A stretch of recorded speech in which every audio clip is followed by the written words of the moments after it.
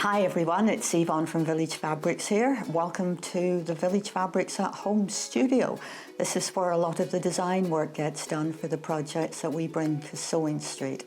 So what I want to do today is to introduce our new project that we are doing with Sewing Street, and that is Village Street. That's the quilt that's hanging behind me. And this is a row of the month programme. 18th of May is the date to put in your diary. That's when we're going to show this for the first time on the television, and I'm going to show you how to do some of the more difficult aspects.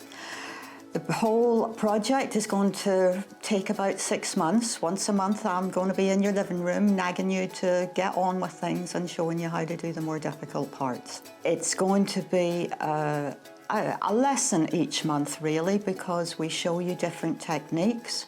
And it gets a little bit more difficult, but the easy bit for you is that each month there is going to be a package coming through the door with full instructions, the fabrics that you need, and some little extras. So please join me and come along and enjoy this really fun project.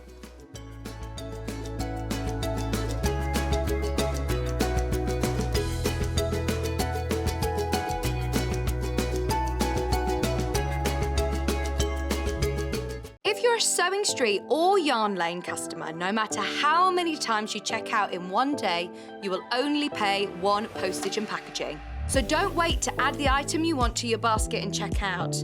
You will only pay one P&P even if you check out multiple times in one day.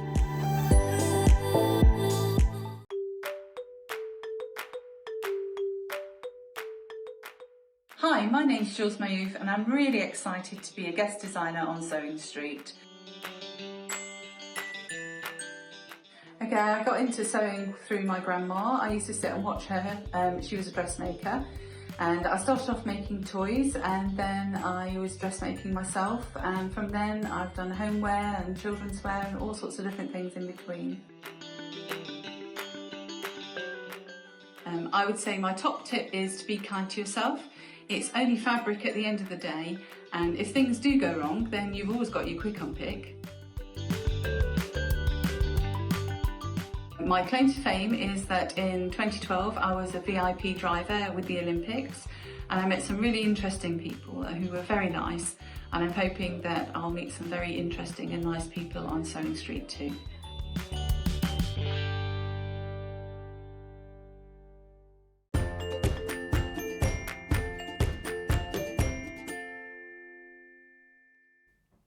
Good morning and welcome to Sewing Street on this wonderful Monday morning. Very exciting day, isn't it? Feel like life is starting to get back together. We go to the pub today or restaurant and sit inside. I have been, but sat outside. It's been so cold lately, isn't it? It's all right if you're sitting in the sun, but as soon as you get a bit of a wind or a bit of shade, awful. But today we can go to the pub. Very excited, but you can't go until we come off air at 1 o'clock. And then after that, up to you. You know, we've got so much exciting coming up for you this morning. You're not going to want to go, but at least it does sort of feel like maybe we can take a deep breath and life is beginning gradually to get back to normal, which is very exciting. But anyway, even more exciting than that is we have got not one, but 2 early birds for you today. Way. I don't know why I've got that. Maybe it's in celebration of Monday the 17th of May. I think that might be it. So the first one we've got is Creative Grids. Now you all know Creative Grids, fantastic quality. The name speaks for itself really. So Creative Grids, if you haven't used them before, is a cutting system, and they are rulers that are specially made to use with rotary cutters. So you have to be very careful when using a rotary cutter. You don't cut your fingers, but with the rulers, then it saves your fingers. Now the great thing, I think the main thing about Creative Grids, not only do they come with all the measurements and the angles and everything you need, and some of them very specific, is these little dots on the back. And turn them over. And they're slightly rough. And the reason, not rough as like sandpaper rough, but the reason for that is that they stay on the fabric, so that when you put them on your fabric, they grip. So when you hold them with your fingers and you use your rotary cutter, they stay still. Now, lots of different makes of cutting rulers on the market, but the great thing about Creative Grids, they put loads of these on. So some of the rulers might have them around the edges, some of them have dots. but that does hold them. They are also precision made, so the angles are 100% perfect. All the measurements are perfect. Now, if you own rotary cutting rulers, I think I started off with one of the really long ones so that I could just cut 1/2 metre fabric, you know, if you fold it in half, like a 24-inch one. And then I bought a square one, but these triangle ones are fantastic. They've got your 90-degree angle and then the two 45-degree angles. They're brilliant for half square triangles. Because you know what it's like, if you're making half square triangles in pairs or 4s or 8s, you need to press them open and then trim them. But because they've got the angle, when you trim a half square triangle, it's very important that the angle across the triangle, you put this line on to make sure that's accurate. Now you've got that on there. So if you're cutting a half square triangle, you can line this line up along the angle and then you can trim it. So it's perfect for that. Now this one is a metric one. I mean, it doesn't really matter whether you sew in imperial or metric because it's just a fantastic cutting ruler. At £9.99, you save £5. Wow, so the P&P, if you haven't shopped with us before, is £3.95 for the whole day. So anything that you buy between now and midnight on Sewing Street and or Yarn Lane, you will only pay the £3.95. So with the saving of £5 on this, it's fantastic. Now this is a metric one, so it's all measured in centimetres. I always sew in metric, so this is perfect for me. I don't know why I sew in metric. I think my sewing machine plate is in metric. And when I used to work on Simply Sewing magazine, all of the instructions of the magazine were in metric. And so that's how I sew. But to be honest, it doesn't really matter whether you're imperial or whether you're metric. It's the fact that you've got, it's not too big. You know, with my long ruler that does have the angles on that I used to use for cutting half square triangles, because it's so long, it's a bit unwieldy to get around, but this just makes it so much quicker. You can very quickly turn and trim the sides, and you've got a lovely, you know, very, very precision 45-degree angles and 90, and then you've got all the grid lines, so you can line all the pieces up. So whether you sew in metric or imperial, this is perfect for you. I mean, £9.99 I've never seen, because creative grid rulers, well, they are fantastic quality. And you know that. I mean, if you've used them, if you haven't, you know, they are made and developed by quilters, for quilters. And what's interesting with them, when you look at all the different rulers that Creative Grids do, they get a lot of big quilting names to develop their own rulers. They then produce the video. If you go onto the Creative Grids website, you'll see all the videos and all the instructions that will show you how to use them. And they ask quilters for their recommendations. What do you want? So it's not just a company thinking, oh, I think that's what they want. So they are fantastic quality. They have a great heritage behind them. And I think for £9.99 to save £5, my ruler collection, which started off as one, is growing and growing. But I love this one. I think this is a really, really good one. If you do half square triangles, this is perfect. And also, not just for that, the fact that it will just cut small pieces, it's just a little bit easier to use. So, oh, we've got a review from Michelle on our website. Such a useful ruler, a must-have in any quilter's collection. I'm with you, Michelle, because today, to be able to get that with £5 off is amazing, isn't it? So down from £14.99 to £9.99, it's absolute bargain. Your postage, I mean, we sold it really well at £14.99, but we thought, well, you know, we have to bring you an early bird today. What's popular? What do you love? There's no point in bringing you things that you don't love. We know you love this ruler. So £9.99 more than covers your postage. But don't forget, they are popular. You need to put it in your basket, but you need to check out as well. If you don't check out, it's not yours. If somebody else comes along and checks out, it will come out of your basket. But remember, you can check out constantly through the day. It's not like with some websites where once you've checked out, that's your postage and then you have to pay it again. We know that you've checked out lots of times and it won't all be charged until the end of the day, until midnight, until the final checkout. So you can put it in your basket and check out and be safe and know it's there, but then you will only get charged the 1p&p at the end, if that makes sense. Right. That's number one. Number two, another fantastic thing for all you sewers and quilters out there is this beautiful sewing box. Isn't this gorgeous? Covered in a beautiful cream background, floral print fabric. Beautiful. It's very vintage flower. It's edged in a lovely blue trim. I'm going to give you a little 360. Got a nice handle, all wrapped in raffia. It's got feet as well. Look. Like feet, which means it won't scratch your work surfaces.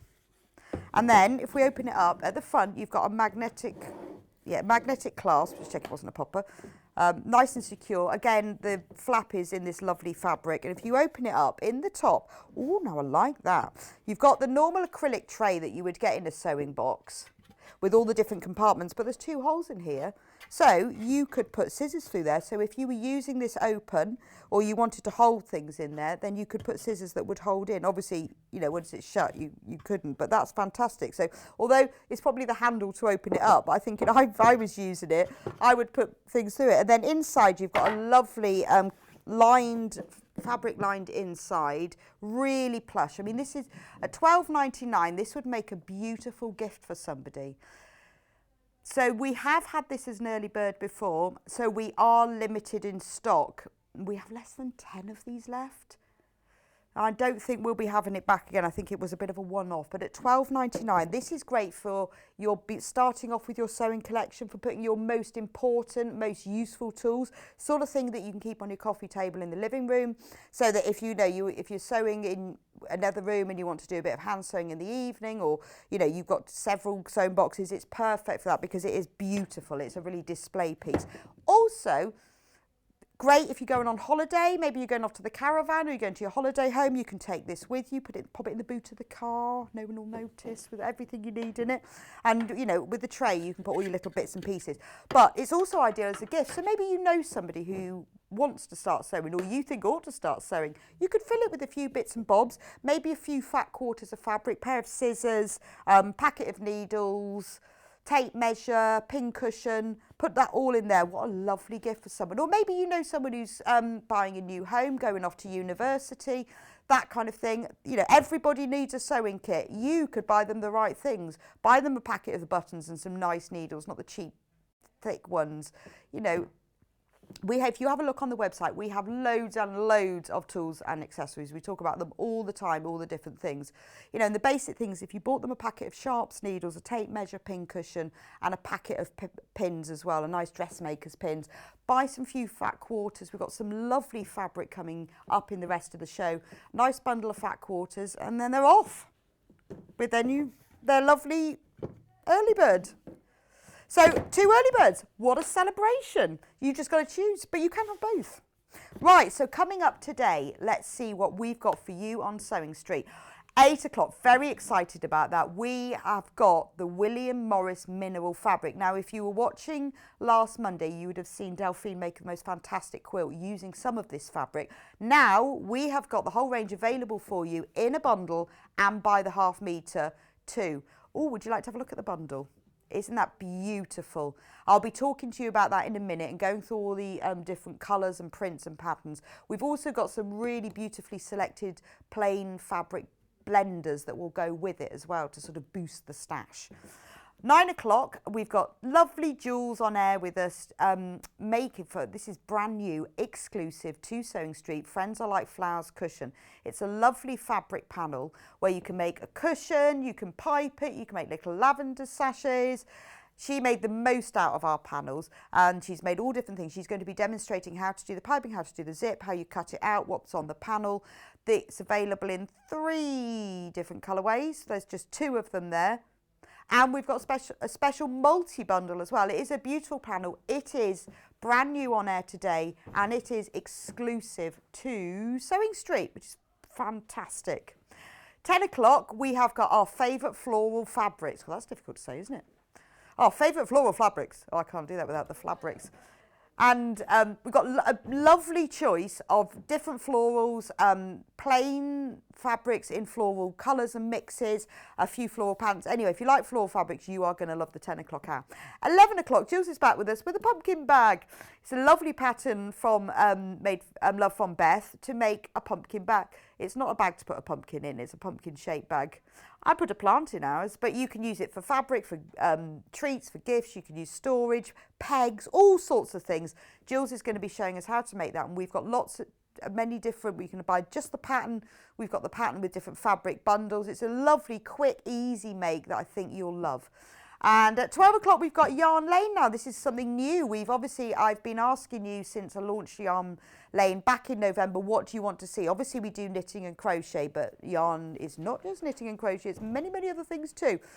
I've had a lot of requests for latch hook. And finally we are. And luckily I discovered that Jules is a bit of a latch hook expert. So I've bought all the kits, we've got all the finished samples on air, and we have starter kit. These are complete beginners. It's got everything in it, the tool, the yarn, the canvas. We have got 8 different designs for you to choose from. Honestly, this is a wonderful craft. It's really mindful, very therapeutic, perfect for beginners, children, or anyone who loves working with yarn and wants to make one of these beautiful fluffy cushions. I've chosen a range of designs across the sort of spectrum, from birds to animals to as a geometric one, flowers, should cover everything. Oh, nice owl. And so if you've not tried latch hook before and you want to have a go, everything you need is in the kits. And often, sometimes you find, you know, with these new crafts, well, I haven't got that. Everything you need is in the kit. Now, these are all on pre-order. So if you want to get ahead, because we are limited, because I've got so many of them, I've got limited numbers of each.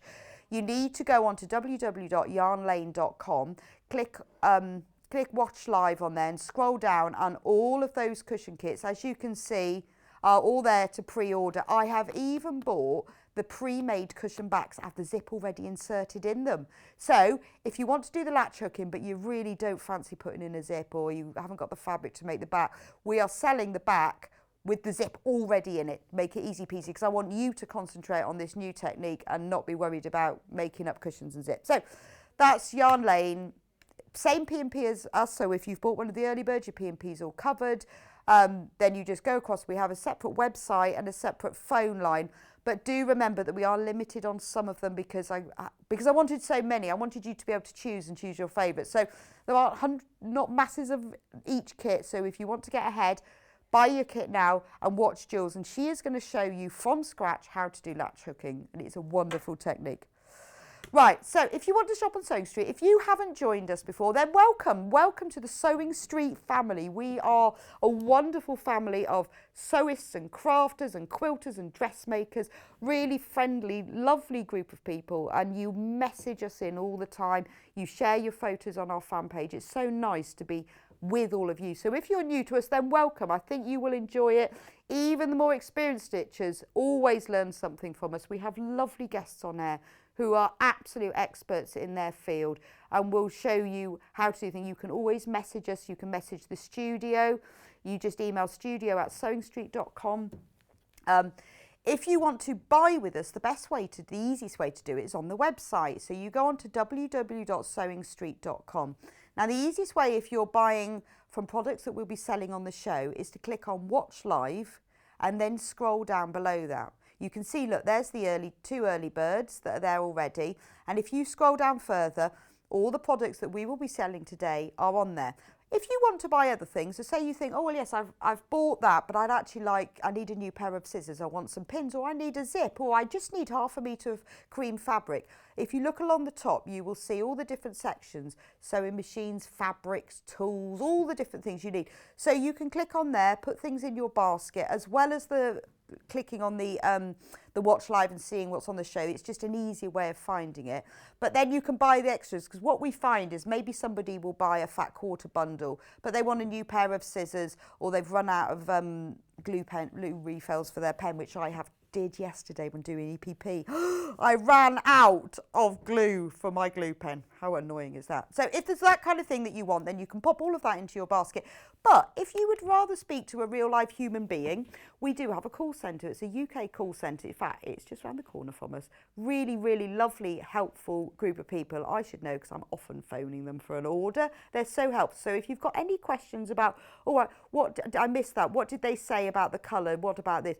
The number to phone is 0800 001 4433, and they will be able to answer all your questions, and then you can shop there. So you can give them your credit or debit card number, and you can do it that way if you prefer not to shop online. That's entirely up to you.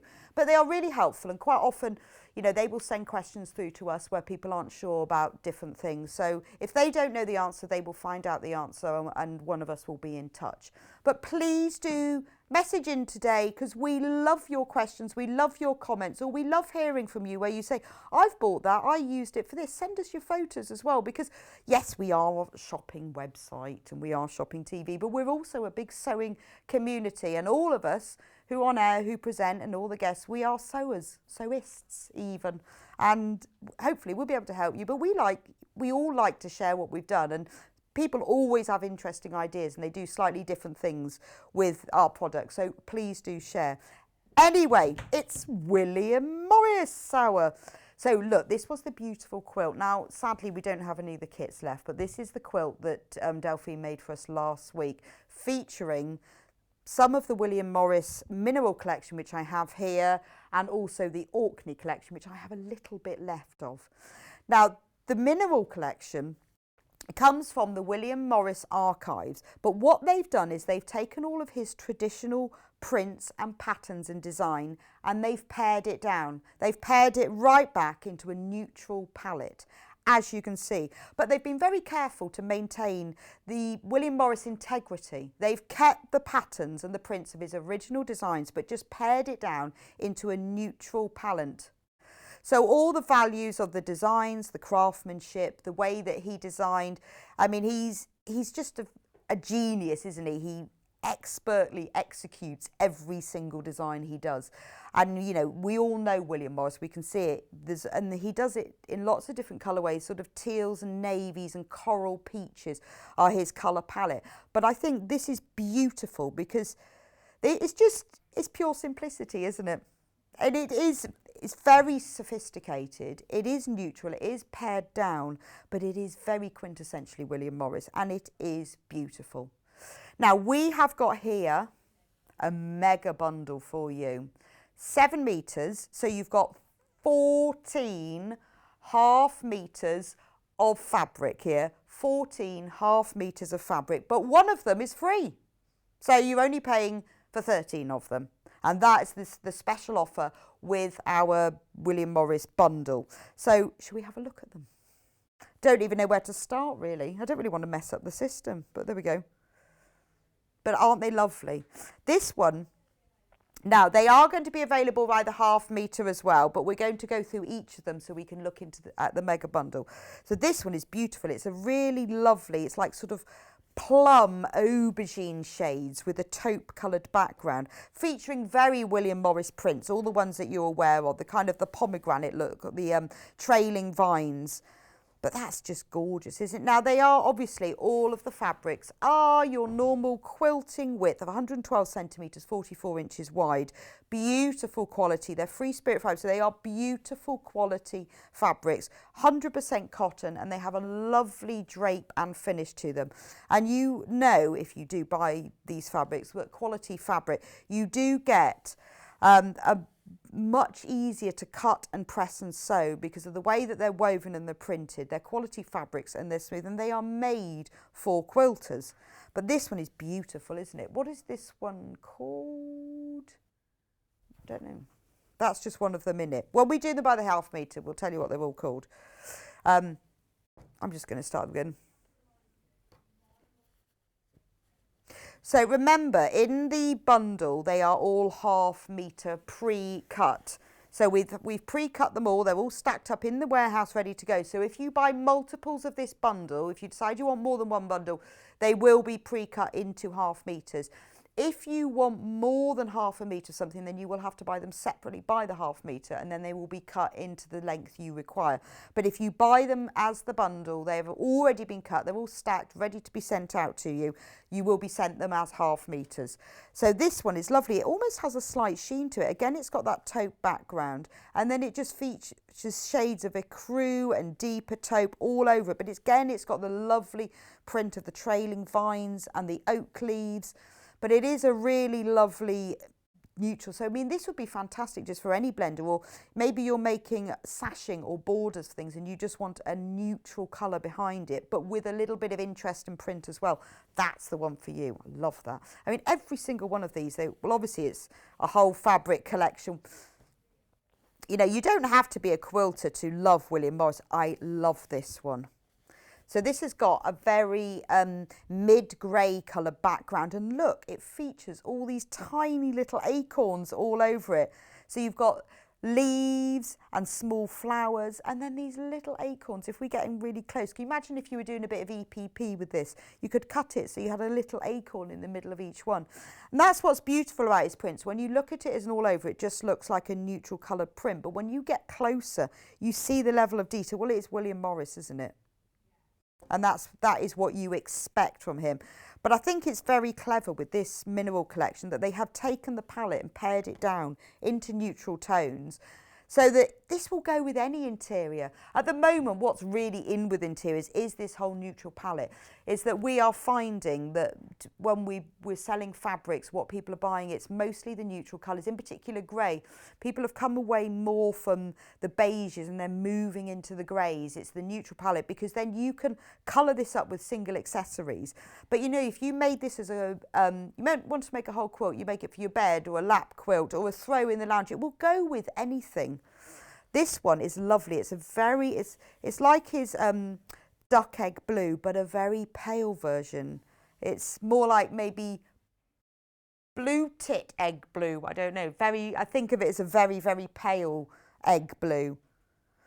And it's featuring this really sort of lovely grid geometric motif. But inside each one, you've got all these beautiful trailing vines. But it is a very, very subtle, more like a blue tit egg, I think. I'm sure it's not called that. But it looks that sort of colour with the lovely pale grey trailing vines. And again, you know, you can see on there, look, if I put it with that one, look how beautifully they blend together.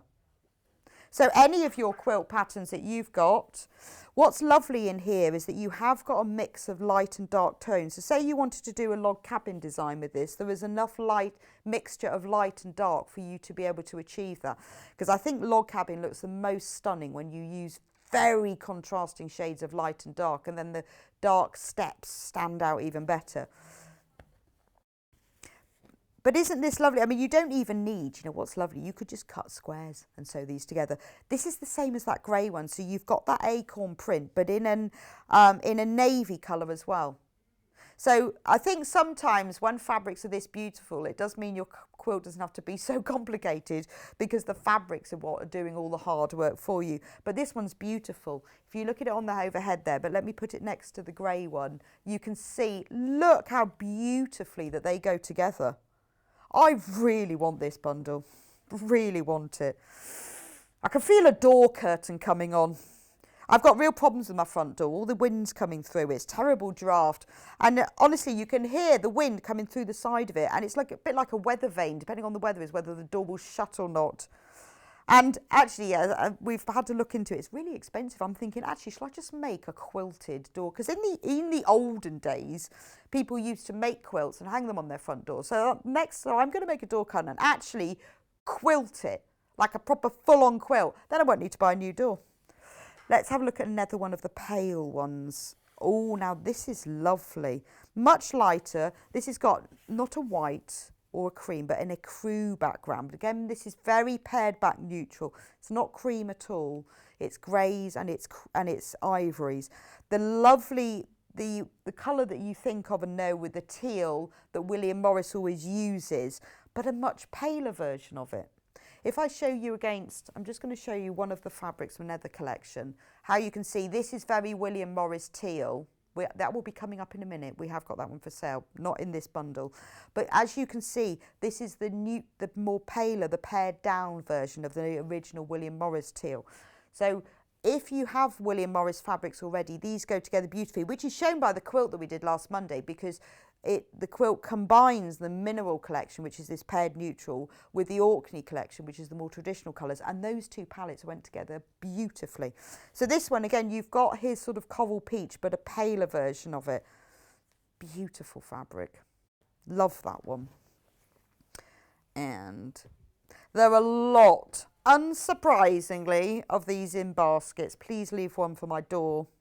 So if you've managed to get one in your basket and checked out, congratulations, how excited are you? Please tell us what you're going to make with it. Or maybe like me, you're just going to put it on your shelf and think, oh, I'll have that and I'll make something with it one day. Make it, do it. Put everything else to one side. Look at that. Yeah, I would get this, get the early bird and just make yourself a beautiful half square triangle quilt. You could even, it would look fantastic. Make loads of half square triangles, rearrange them into pinwheels. What a beautiful quilt.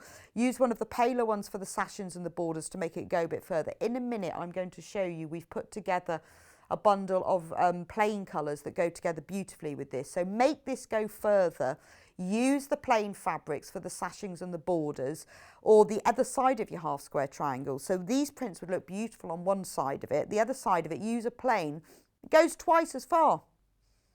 So this one, lovely pale ground background. It's called Bachelor's Button. What a lovely name. It is. It's called Bachelor's Button. I like that. I wonder why it's called Bachelor's Button. But isn't that lovely? So it's very pale grey. You've got little tones, hints of mustard, very pale mustard here and there. This it has got little hints of mustard in it. But again, it's a big print, isn't it? But you've got, you know, tiny little delicate vines and spots. So you could cut these, you know, maybe you wanted to make a really simple quilt of big 10-inch squares maybe. You know, this fabric is beautiful on its own. And what's great about it, it's got lots of lines printed on it. So if you wanted to quilt it, you haven't even got to mark it. You just quilt around the scrolly bits. By hand, by machine. It's like having your quilt pattern already on there. So that's that one. Now this one, I think, I was going to say this is the same. No, it's not. It's slightly different. But again, this is a big print. This one, this has got a nice name. This one is called Honeysuckle and Tulip. Let's have a look at it. Isn't that lovely? This is in ivory. I love, look at this amazing vine going round and then trailing around it. You've got the leaves going round and round. Beautiful, isn't it? Absolutely beautiful. And again, you've got this sort of pale ivory background with a bit of grey and this very, very pared back, neutral, like blue, egg blue, bird's egg blue. It's lovely and it's beautiful and they're such big, and what's lovely in this collection is you've got lots of big prints and smaller ones too. So you've got a real mixture of your large print, your low volume print, but all in stunning colours. So this one, is this, I think this is the same one. Yeah, oh, this, no, Pure Sunflower. I'm going to turn it around. I think it has a way up. So you can see when you look overhead at it how beautiful it is. So this is Sunflower in mint, but it's not really, I wouldn't say it was mint, more like spearmint actually. It's a very pale blue, there's not green at all. But you've got this very ivory greyish background with this lovely, very gentle blue. So a quarter of the stock of the mega bundle has now gone. I mean, I know it's considered purchase, £97.37, but you are getting 7 metres in this, and half a metre of that is free as a gift for buying the whole mega bundle. But just think what you can make. If you look at any of your quilt patterns that you have, 7 metres is way more than enough to make any of the quilts. You can make quilts, matching cushions. And what's the beauty of this is you don't have to think, oh, is everything going to go together? Have I chosen the right colours? You know that all of these colours and all of these prints go together because they've been chosen already. Well, William Morris chose them actually. Oh, Debbie has messaged in to say that Bachelor Button is the name of the flower. Well, thanks for that, Debbie. I told you, our Sewing Street community is wonderful. There's always someone who knows the answer. I'm always amazed, particularly on our fan page. Somebody will put a question and I think, I've no idea. Somebody put in the other day, does you know where this fleece comes from? And like years ago, and someone, yeah, I know where that comes from. Amazing. They know everything. I've never heard of a flower called Bachelor's Button. There we go. This one is, oh, it doesn't always, Pure Willow. Pure Willow. Willow. I think the rest of the word's fallen off. But this beautiful trailing round. So this is a much smaller scale print. So it will look lovely paired together. It's not a blender. It's a low volume fabric because it's too beautiful in its own right. But look how lovely it looks with that one. They go together beautifully, don't they? Well, you know the whole bundle goes together really well. So, you know, buy the whole bundle, make yourself a whole quilt, or just keep them all and use them for separate things. You know, What a stunning and glorious tote bag you'd have with one of these. Maybe you're thinking, I need some new cushions for the living room, really needs sprucing up, probably needs a lick of paint, but can't be bothered to do that. You know, with this bundle, all of the cushions that you could make with it, you know, you think, right, well, I'm going to use those 3 for cushion covers. I'm going to use them, you know, there's different things. If you wanted to make a tote bag, but you're thinking, be nice to have a plain tote with maybe a darker colour like a border across the top or on the bottom or handles. Let me turn it that way so you can see. How lovely do they look? Imagine you going into one of those National Trust shops and buying yourself that tote bag, $19.99 at least. Yeah, masks. Yes. I mean, I know that life is getting back to normal. We still do have to wear our face masks. This is beautifully soft cotton. It's the right cotton to use for face masks as well because it is 100%. So it's tightly woven and it's so soft. Just look how lovely you'll look with your William Morris face mask and your matching William Morris tote bag. So Kat was just saying she was walking around the garden centre yesterday and saw somebody with a William Morris face mask. Yeah, spotted that one straight away. So, you know, if you're not going to use it for the whole thing, there's so many different projects you can make with it. This one is pure trellis, which is the same as this one. Yes, we've got this exactly the same. So that's in the more sort of grey taupe version. This is the one that I showed you earlier. Aren't they lovely together? Very nice. Because the grey in the middle of them is actually the same, so they go together beautifully. Outer lining, cushion front, cushion back, all sorts of things. Little cosmetic bags, wash bags. You could make all your Christmas presents from this bundle, the whole lot. Just sit down, work out what everyone needs. William Morris tie would look very lovely in this one. So this one is cool. Let's see if it's got its label on. Oh, Michaelmas Daisy. Which is the same. I'm getting a pattern now. Don't they look different? So this is, oh, that looks amazing on screen, doesn't it? When you see it from overhead. That one's in the dark, and then this is the same. I've shown you this one already, but look at it in the light. Look how different they are, but how beautifully they go together. There's like day and night. This is, if you decide you're going to make your Christmas presents, this is the whole collection, isn't it? What's interesting is I think the leaves are exactly the same colour, but when one is against an ivory background and one is against a navy background, they look completely different, but they are beautiful, aren't they? I mean, this really just is. You cannot beat a bit of William Morris fabric. Just goes with everything. And when we had the quilt, oh, well, we didn't have enough. When I was lucky enough to do the quilt last time, we didn't have enough. I quite fancied that. That would have been nice as my door curtain. This is lovely. I like this one. What's this one called? Pure, oh, just fruit. I'm going to say, I wonder what the fruit are. I'm feeling like, because actually, I think I'm upside down. Lemons and quinces, that's what it looks like to me. Maybe that's one, do you think that's a pomegranate? Or a plum? I'm feeling it's kind of Victorian orangery fruit, because that's what William Morris would have had. He would have had this beautiful, it wouldn't have been called a conservatory, would it? It would have been an orangery with lots of palms and potted things and all this glorious, because the Victorians always used to have all these beautiful like lemons and oranges in their amazing orangeries. But that's lovely, isn't it? I love the background on this one. Again, it's a beautiful fabric on its own. But if you wanted to, if you bought the whole collection and you're thinking, well, I'm going to use some of this in different things, this is ideal for cutting out small pieces or for EPP or applique or little bits of fussy cutting, because you've got some beautiful motifs on it. And again, it blends really well with the rest of the collection, because they all go together. They all feature this pale grey, the pared back greens, the neutral sort of corally pinks.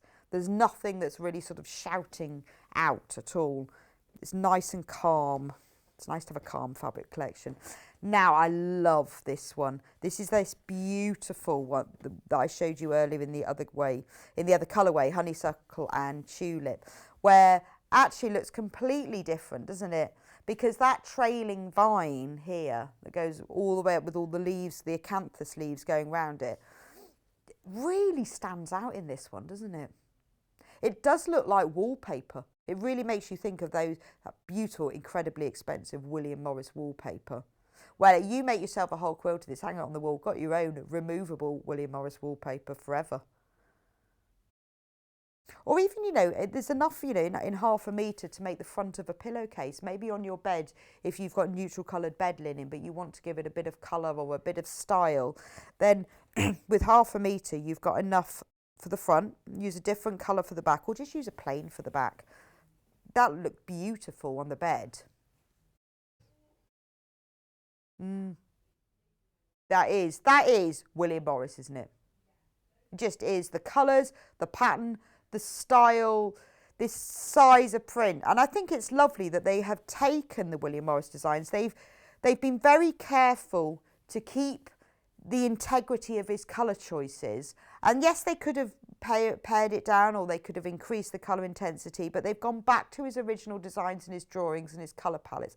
Made sure they've kept the integrity of design, but just pared the palette down so that it works beautifully together as the bundle with the whole collection. But also, if you do have other William Morris fabrics, it does blend beautifully with anything, because it is the same colour palette, just a paler version of. So it's beautiful to pair with other things as well. So that is every single one of the 14 half metres of fabric from this beautiful bundle. £97.37, but you are getting 7 metres and half a metre is free. That's all the bundle together beautifully. So well done to all of you who have managed to get it into their basket and checked out. I know it's a considered purchase, but you know, it is going to make many, many beautiful pieces, or one stunning work of art, depending on what you do with it. So we've had a message from Karen, who says, morning all, got mine, perfect for my living room, which is duck egg and grey cushions. Karen in Eastry near Sandwich. Well, thanks so much for your message, Karen. I'm totally with you. It will go with everything. When you've finished what you've made from it, send us a picture, because I think it will look beautiful. All you've got to do is decide what you're going to do with it. So if you do want to buy them, buy the half metre. We'll go through them one by one so that you can see what the codes are and how you buy them. So let's start off on the top of my pile. So this one here by the half metre is called Michaelmas Daisy. Oh yeah, I know ours is called Cream Sunflower there. Yeah, don't worry about the title. That's this one here. £7.49 for half a metre.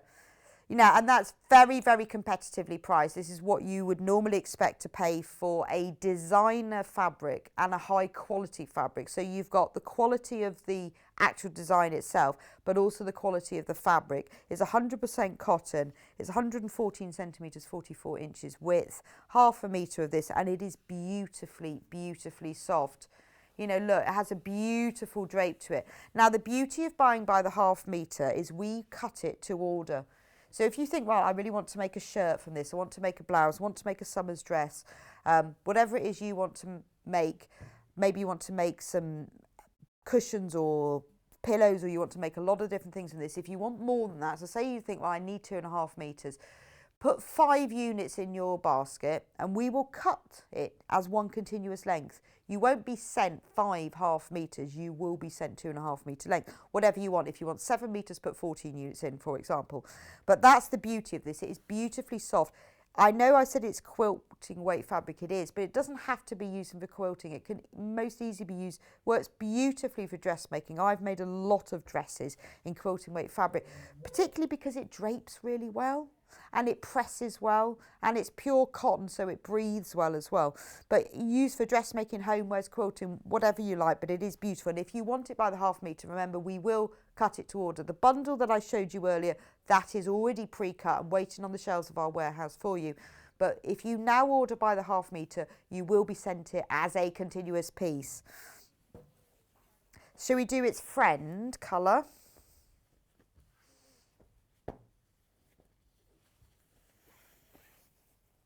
Oh, just losing the sticker.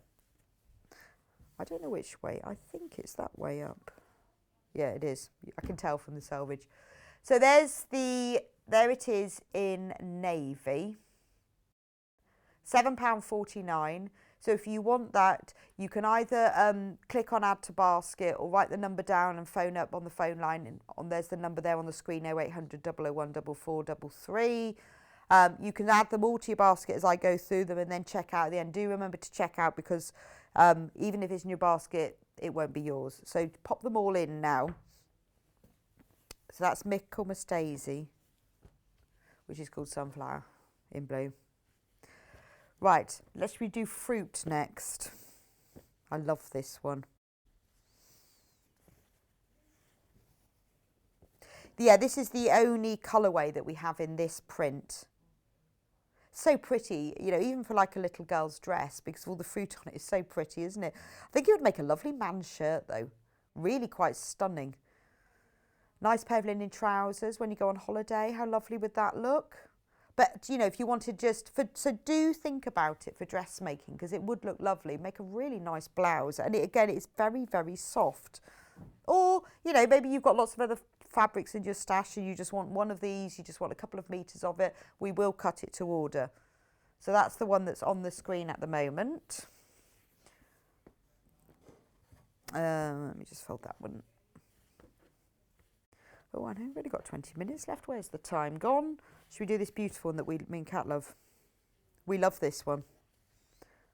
Look how stunning that is. That's a lovely print.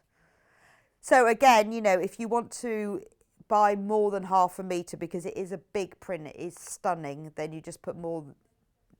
This one's called Honeysuckle and Tulip on Ink. Big weekend away bag. How lovely would that look? We've got lots of bag making books on the website. So if you are thinking, oh, I'd like to make a little backpack, I think it'd look lovely as a backpack. Just be careful of your positioning. I would put this bit in the centre of it because that's a real feature piece, isn't it? Make a lovely little backpack. But, you know, have a look on our website. We've got loads and loads of books and patterns and inspiration if you want some ideas.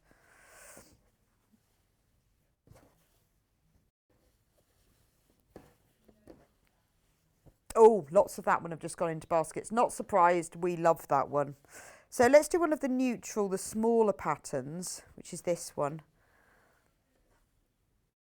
I love the geometric design on that. When you look at it overhead like that, you can really see the lines of all the trellis.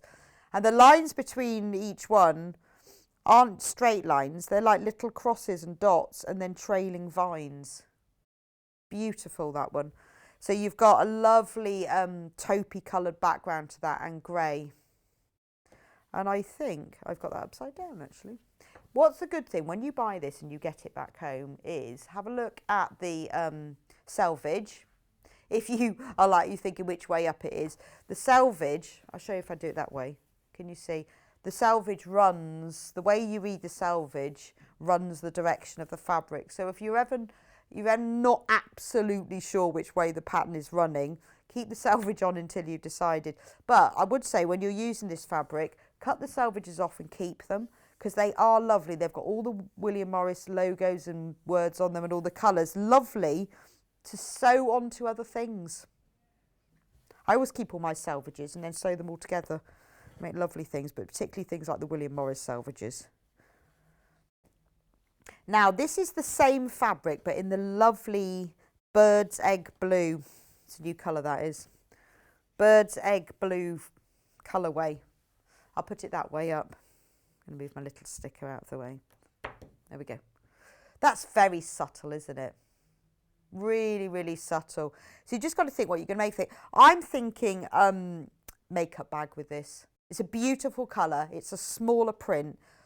You could put eau de coat on if you wanted to make it slightly waterproof. Buy one of the other fabrics to put as the lining. Simple zip across the top. Line it. Little box bottom. Beautiful makeup bag.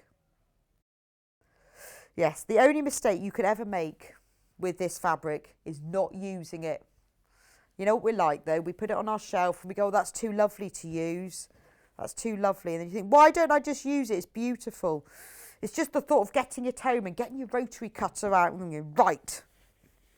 Remember, half square triangles. If you don't even want to do anything complicated, just squares. Just squares. Just join it, cut them all into squares and join them all together. 8-inch squares, easy peasy. You'll have a quilt before you know it. And it will be stunning too. Just lay out all your squares on the floor. Stand on the table so you can see it from above and then get someone else to move them around until you're happy with them.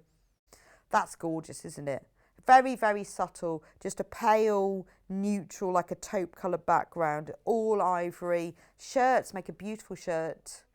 But even for linings, remember, you know, when you line something, maybe you're lining a pocket or maybe you're lining a bag or something, using a beautiful fabric like this, it's lovely when you look inside it and you think, oh, that's nice. Even if you're making a jacket or a coat, beautiful to put something like this for the lining. Even the back of a quilt. But remember, because we do sell it by the half metre, if you want more, it will be sent to you as one continuous cut piece. Now this is the lovely aubergine colour that I started with. And it's lovely, isn't it? Because it goes with all of the other fabrics. Although it's got this aubergine colour in it, it really does go with all the other fabrics. I've got the right way up. Let me turn over. This one is DCUI 83. Lovely, isn't it? This one on here is called Pure Sunflower. Look, it's got bunches of grapes and sunflowers.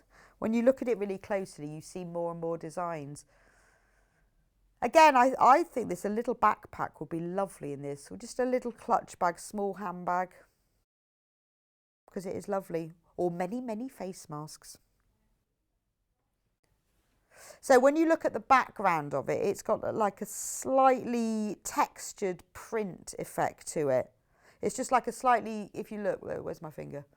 It's like a slight speckled background. There we go. That gives you just a little bit of texture in the background. It's in the same colour as the rest of the print, but it just gives a little bit more interest to it. It gives it that kind of touch of reality. Makes it look real. Ooh, another big print. Love the big ones. Let's get it the right way around. There we go. I like this one because I like the little touches of the Dijon mustard in it. Although maybe because this is so English, it's English mustard. Bit of English mustard colour.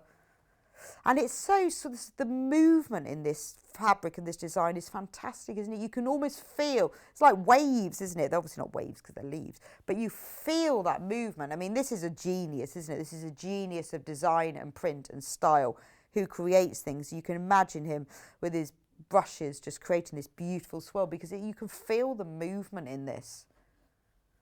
Making a lovely skirt, or if you wanted to make like a nice maxi dress for the summer, it would all sort of be swirling and moving. Because remember, the summer will come. Imagine a William Morris maxi dress. One day that summer will come.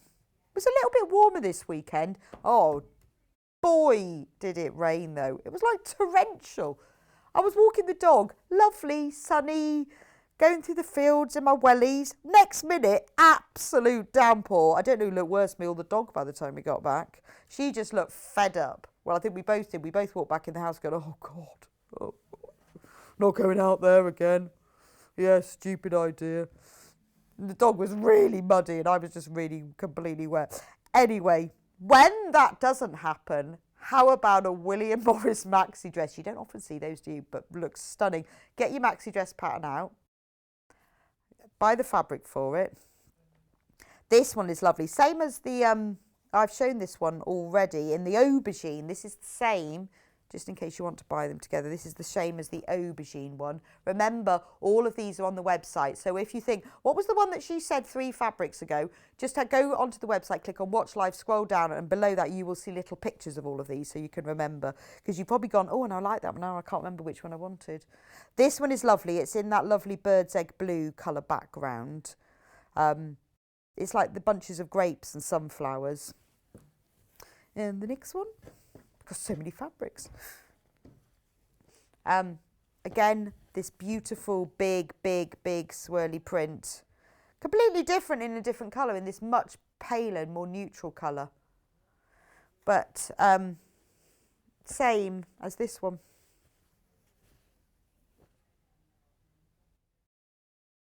There we go.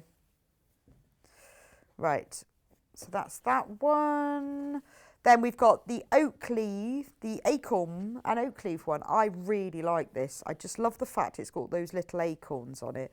It's such a pretty fabric, isn't it? Love that one. That's with the dark colour background. Then the same print, but with a grey background, is this one. That's lovely, isn't it? And look how lovely they look together. Yeah, if there are only two. If you're thinking, I'm only going to buy two, I want 2 cushions and 3 tote bags, I'm only going to buy 2. I think those are the 2 I'd buy. Because they'd go really well, wouldn't they? One would be the outer one, the lining, one's the straps, one's the binding around the edge, all, you know, all different things that you could make, but those 2 look lovely. I just love the acorns. It just makes me, I think it's acorns, acanthus leaves. That's what William Morris is. And that's Strawberry Thief Bird, but he doesn't feature in this collection. But that's the other thing that I think of with William Morris.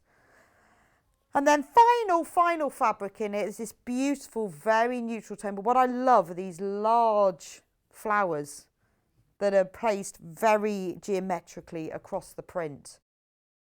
But when they look lovely, cut them into a 5-inch square. Beautiful central feature print. So that's the final one from all 14 fabrics. That's it if you want to buy it by the ½ metre. Remember, you can buy it all as the mega bundle if you want to. There is still some availability of this, but it has been incredibly popular. £97.37 for 14 ½ metres, and you get one of those for free. So if you like 8 of them, you're not sure which ones, get the mega bundle because you get one for free. So that's the whole mega bundle. Now, interestingly, the most popular one so far is fruit. I like the fruit, even though we can't quite decide what they are.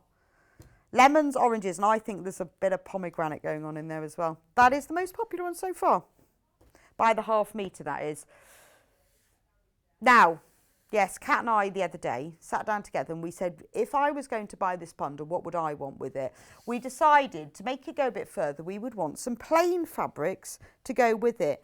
Now, we have a fantastic selection of plain fabrics, and you know what it's like, it's very difficult to match plain fabrics to your prints unless you're standing in the shop or you've got the shade card. Now, we're lucky enough that we've got all the fabrics here and we do a lot of different plain ones. So we very carefully match these. We have a lot of people who work for Sewing Street who are designers as well, who have a wonderful eye for colour. So we got their advice too. And between us, this is the William Morris Blender Bundle. You can use this for any of the William Morris collection. So we've got this very soft blush pink, an ivory, because William Morris doesn't do white, he does ivory. Then a very soft pale grey. We have about 4 different shades of grey. This is William Morris grey. Then the lovely deep teal that you think of. It looks a bit, actually, I don't know whether it looks the same on your screen. When I'm looking overhead, it looks almost blue, but this is a beautiful, rich teal. And then the paler teal. So together, that bundle, if you wanted to put it together with any of the plain fabrics to make them go further, because this is £16.99 for 5 ½ metres. It is 100% cotton, Rose and Hubble quality, the same width as the William Morris fabric, so it will go together with it beautifully, and you know that that is going to blend with the bundle, with any of these William Morris fabrics. So if I just put down a few from the top of my pile, I'm just going to find one with the blush in it as well, with that one. We'll put down just a few, and then you can see from that how beautifully that bundle goes together. So for £16.99, you get, look at the colours, all going really well together. The greys matching, this green, look, it's absolute, we should call it, see, look how well that one, it blends beautifully. And you see, and it's great because we can stand back, we can look at all the colours, we can choose these for you. So this is our William Morris Blender Bundle that will go beautifully and just makes that the more expensive designer William Morris fabric just go that bit further. And sometimes, you know, when you also, to make the fabric stand out, to have the plain, it makes those prints shout and jump out at you more. So that's the beautiful bundle there.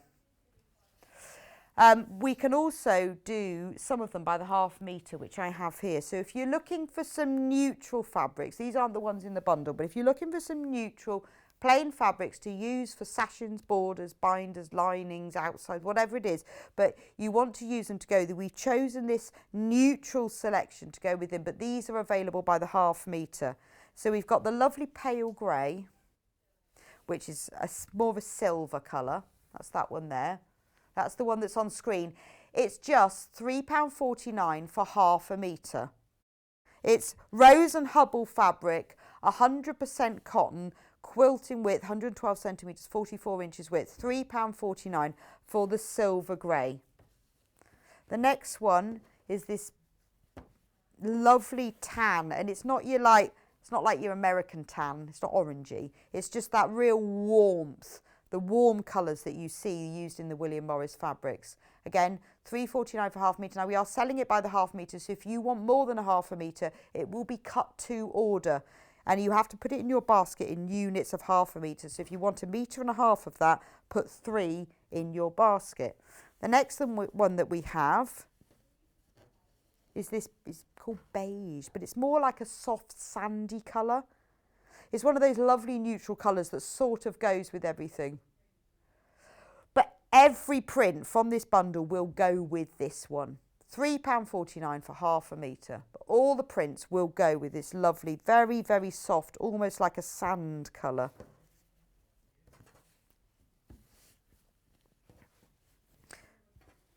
Right, next one.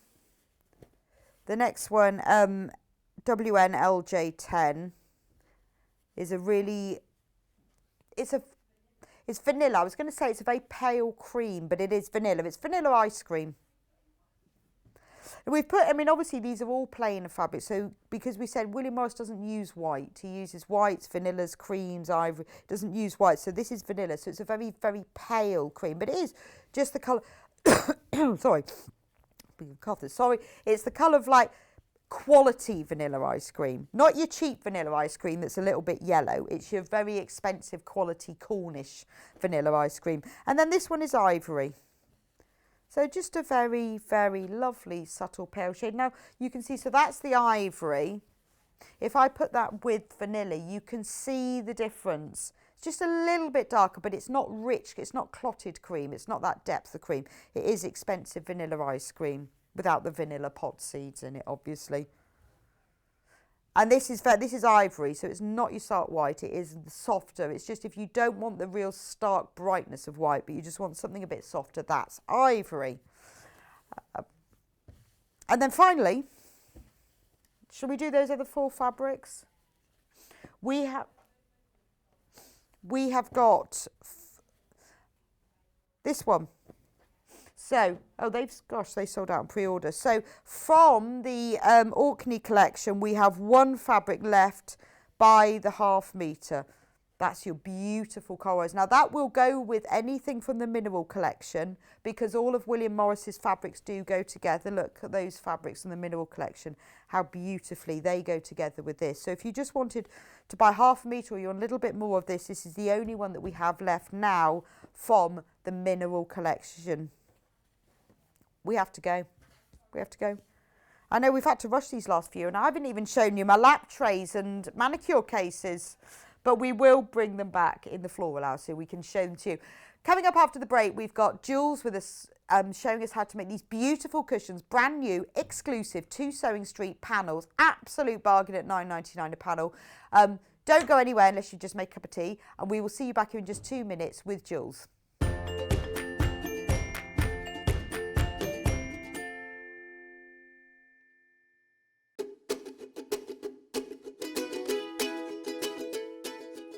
Hi everyone, it's Yvonne from Village Fabrics here. Welcome to the Village Fabrics at Home studio. This is where a lot of the design work gets done for the projects that we bring to Sewing Street. So what I want to do today is to introduce our new project that we are doing with Sewing Street, and that is Village Street. That's the quilt that's hanging behind me. And this is a row of the month programme. 18th of May is the date to put in your diary. That's when we're going to show this for the first time on the television, and I'm going to show you how to do some of the more difficult aspects.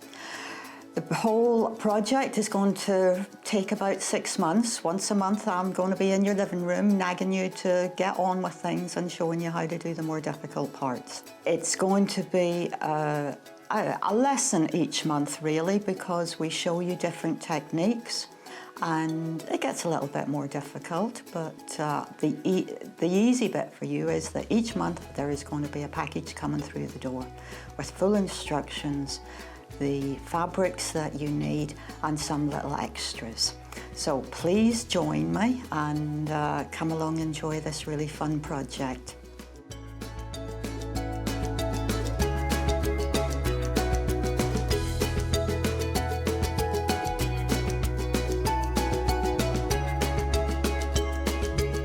If you're a Sewing Street or Yarn Lane customer, no matter how many times you check out in one day, you will only pay one postage and packaging. So don't wait to add the item you want to your basket and check out.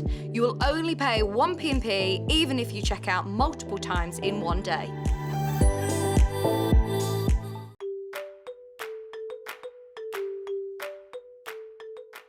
Hi, my name's Jules Mayouf and I'm really excited to be a guest designer on Sewing Street. Okay, I got into sewing through my grandma. I used to sit and watch her. She was a dressmaker, and I started off making toys, and then I was dressmaking myself, and from then I've done homeware and children's wear and all sorts of different things in between. I would say my top tip is to be kind to yourself. It's only fabric at the end of the day, and if things do go wrong, then you've always got your quick unpick.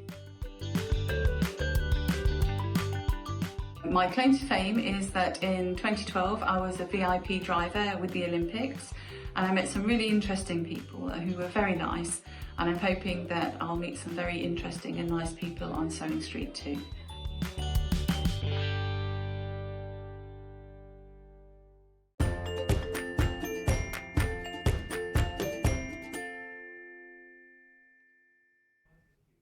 Good morning and welcome back to Sewing Street. If you were with us in the previous hour with beautiful William Morris fabric bundle, over half of the stock has been put into baskets and checked out. So if you want it, it's still selling. We still have a bit of stock left. So if you're interested, we want to we bought enough so that we could put it back in and do a recap later on, but I'm not sure we have sold over half of it now. So if you're interested in the William Morris fabric bundle, or if you've only just joined us, 14 half meters of fabric, 1/2 meter for free. So you're only paying for 13, so you get 6.5 meters, 7 meters for the price of 6.5. We have got some other William Morris products if you like them.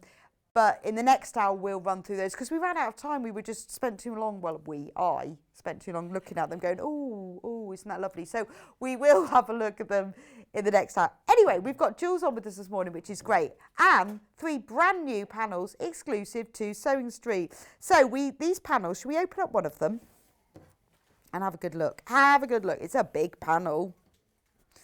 This one is called Pink and Purple. So this panel is available in 3 colourways, and this is colourway number 1 called Pink and Purple.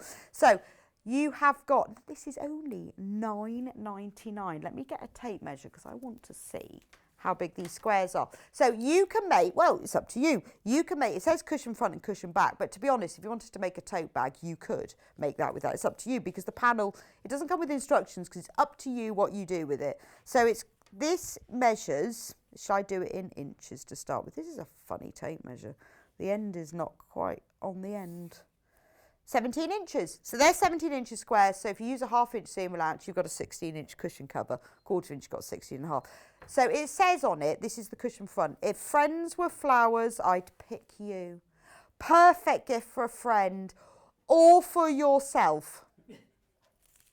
You could make this for yourself and say your friends had given it to you, or it's perfect for a friend. You could frame it as a picture, just if you mounted it around just a plain wooden frame, use a staple gun. You could make it into a tote bag. You can applique or embroider it before you do anything with it. I mean, these flowers, they are crying out for French knots, aren't they? Bit of stem stitch, cover that with French knots, stem stitch all the stem, some lovely big chain stitches around the edge, bit of back stitch. You could even back stitch over the words. You can just highlight the bits you want to or not.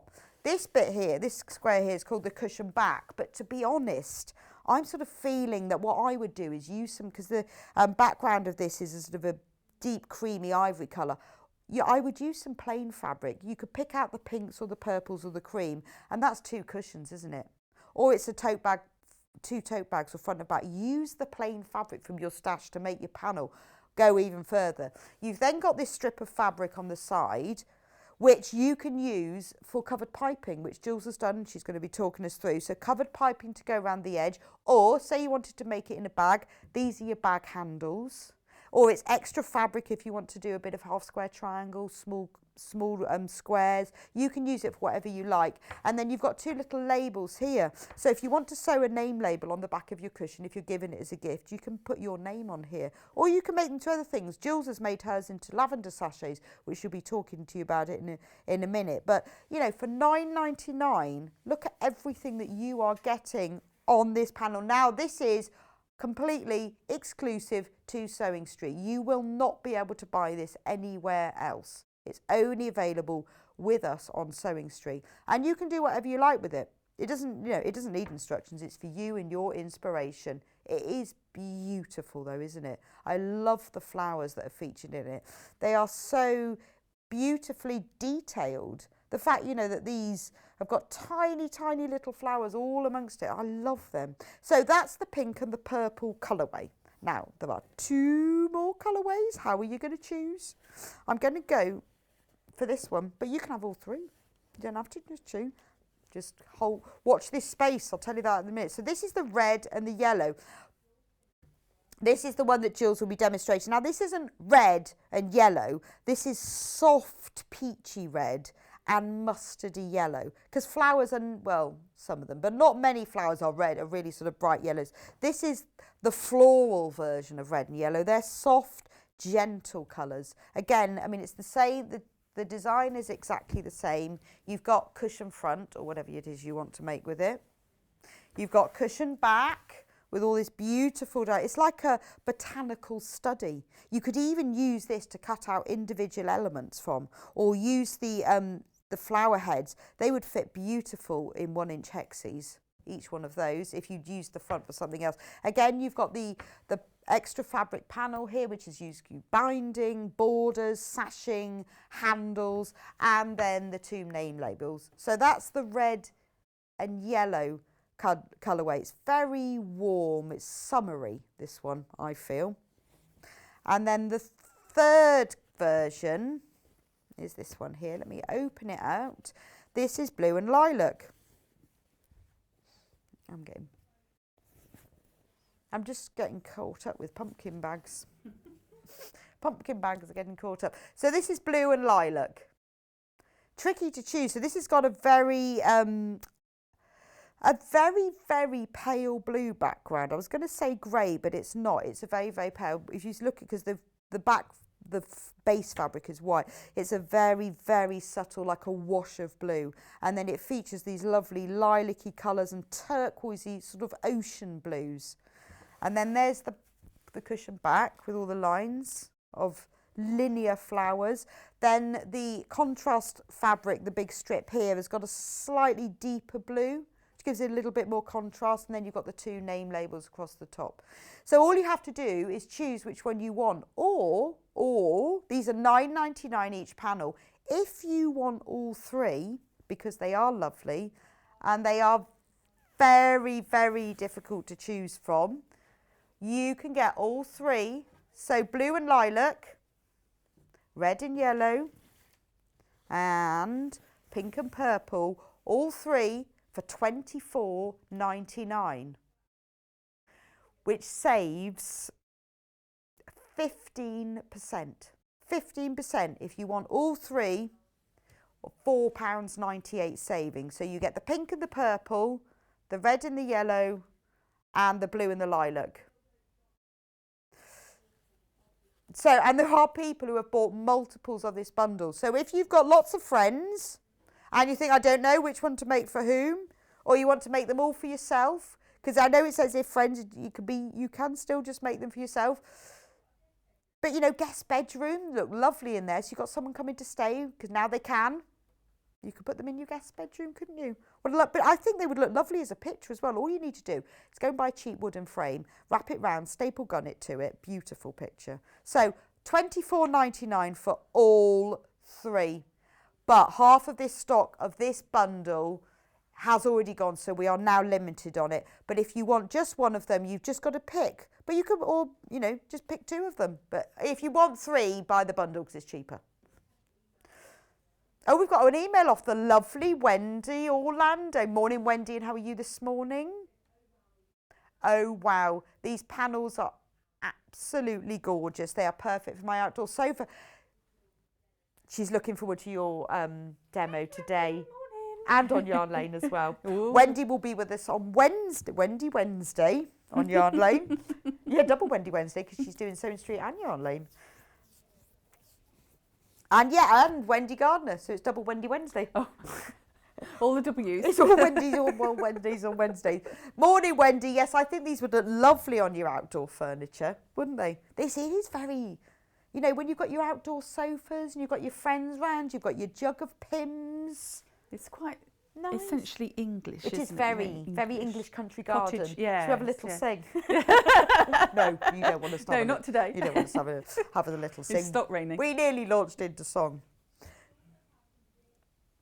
Also, we have some other little bits and pieces. Remember I said to you, if you were watching right from the beginning, that we don't just stock kits and panels and fabric. We do sell all the stitching essentials and accessories, whether it's a pair of scissors or a sewing machine or a zip or some press studs. So we have put together a few products which all feature on our website, just a little taste of things that you might need. That nearly fell off. So we've got piping. Now this is available by the metre if you want. This is narrow piping cord, which is ideal for just putting a little edge of piping around the edge of your cushion, or it's great for the drawstring of a bag. So if you're making maybe a little gift bag and you want a drawstring on it, or you want to use it in piping for your cushion, that's a metre length. $1.99. We have zips, so if you want to put a zip in the top of your cushion, these are invisible concealed zips, which is what you need, which is what Jules is going to be showing us this morning how to do. This is the lemon one, £3.49. We have it in blackberry, right. That one's in blackberry. That's a concealed zip, which is the one that Jules is using and is perfect for putting in a cushion, because then it's invisible. You don't have to see it. And Jules is going to show us this morning how to do that if you've not done that before. And then in black. So, actually, that was blackberry and that one was black. All of them £3.49. And they are 56 centimetres or 22 inches long. So, morning, Jules. Morning. So, what did you decide to do with your panel then? I did cushions mainly. Right. But then, you know, you always have too much material left, Well, really. there's bits and pieces left over stuff. on the... So for the first one I did, so that was the first one I did, and I backed it and did a bit of quilting on it. Right. So as you were saying, you can do some kind of free motion stuff. And then the name panels I just embroidered across the middle and then did some French knots and things around it and made lavender bags out of that. So that's the one you've got. And then the one I've got here, I just did it straightforward. So this is not padded or anything apart from obviously you've got your cushion inner with the piping around it. And then the bits that I've got left, I just made a 9 patch.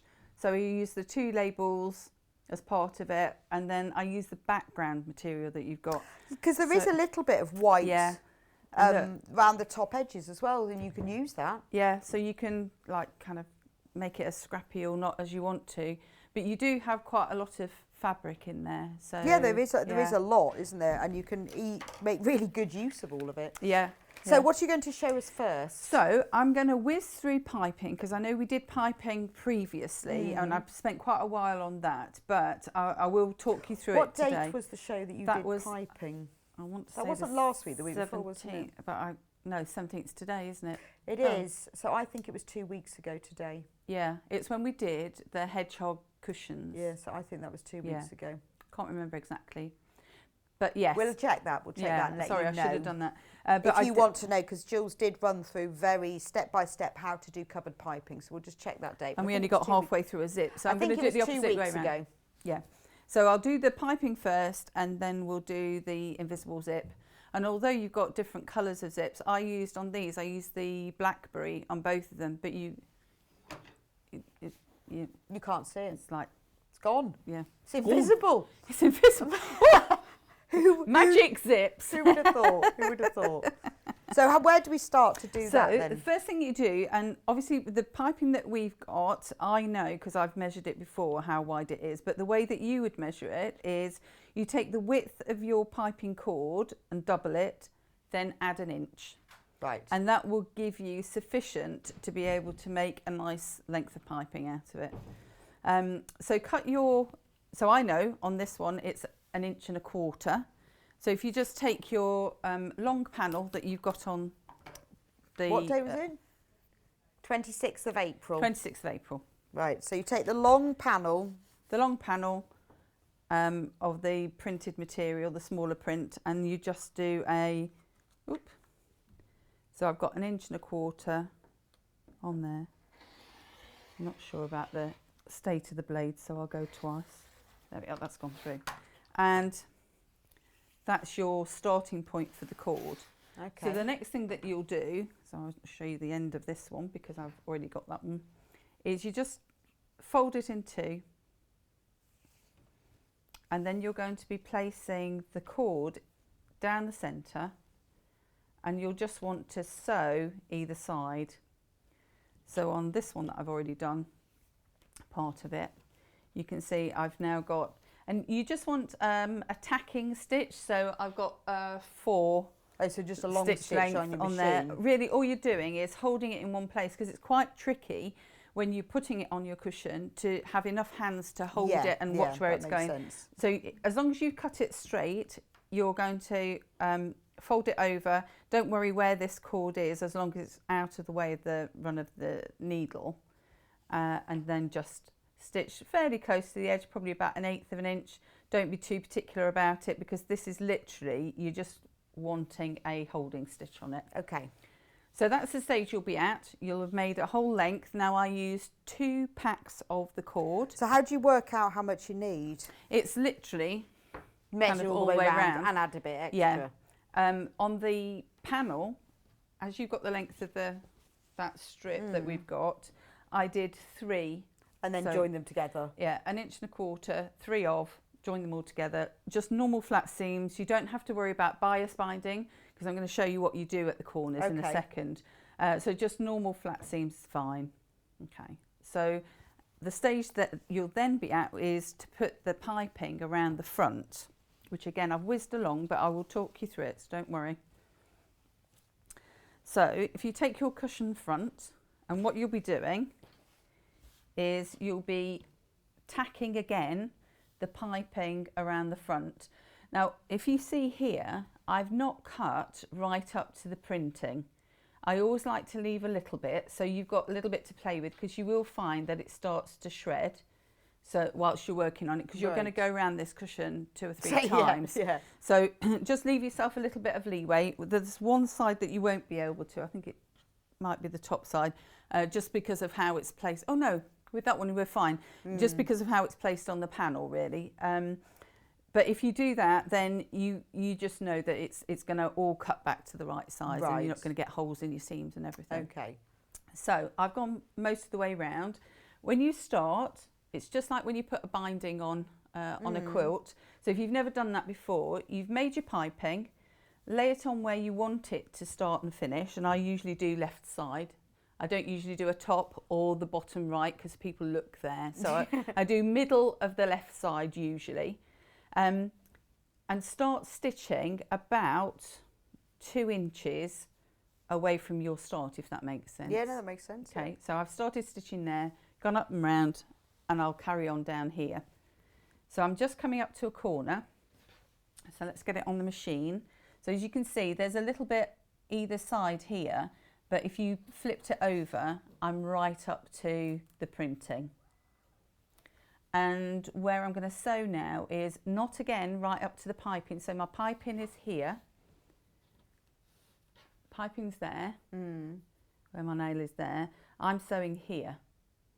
So I'm leaving a little bit of leeway, probably about 1/8 of an inch to a quarter of an inch leeway. So just to attach it then? Yeah. So you could tack it by hand if you wanted. Could, or by machine? You could if you wanted to, yeah, not a problem. And if you tacked it by hand, you probably only need to, you could make the piping as you went, probably. Oh, that's true. Yeah. But I think it's easier, isn't it? Like you're doing it in separate stages, so that and you can just make a whole length of pipe. So if you bought more than one panel and you just want to make a whole length of piping, just go ahead and do that because it's so much easier.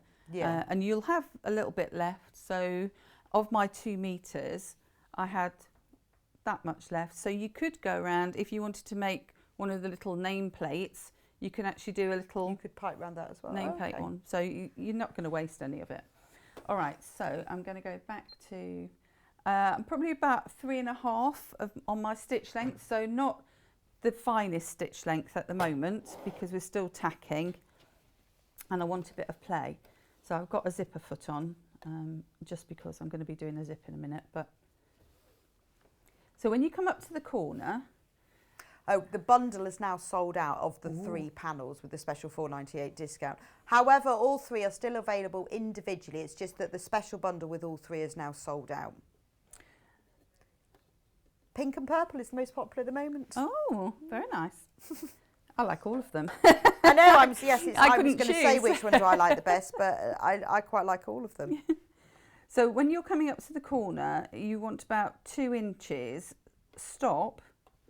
And then what you'll need to do is just nick in, and you're only going up to where you've tacked it because you just want a little bit of ease to go around the corner. And this is why you don't need to use a bias binding because now that will curve. You have to kind of manipulate it, but it will curve around. So what you want to do is, get in the right position and just ease yourself up to the corner. And as you go round, just make it do what you want. So hold it and work it round.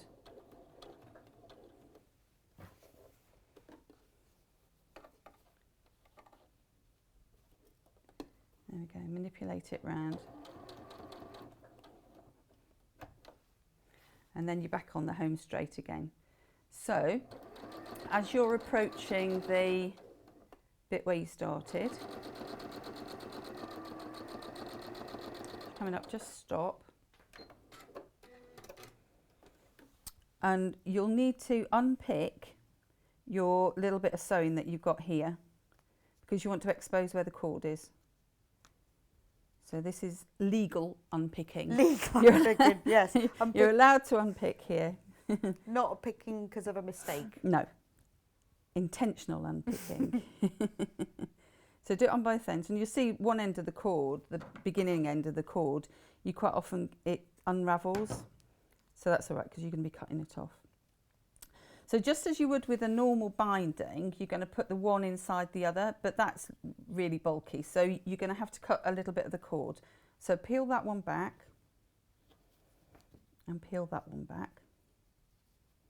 I haven't gone far enough. Let's just go a bit further, and see where they meet.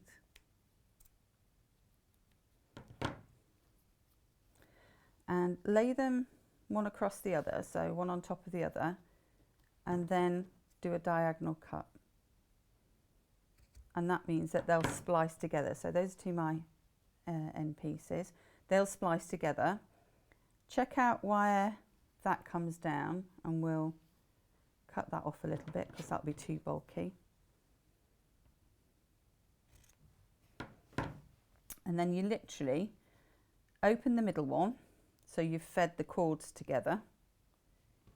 You see what I'm doing?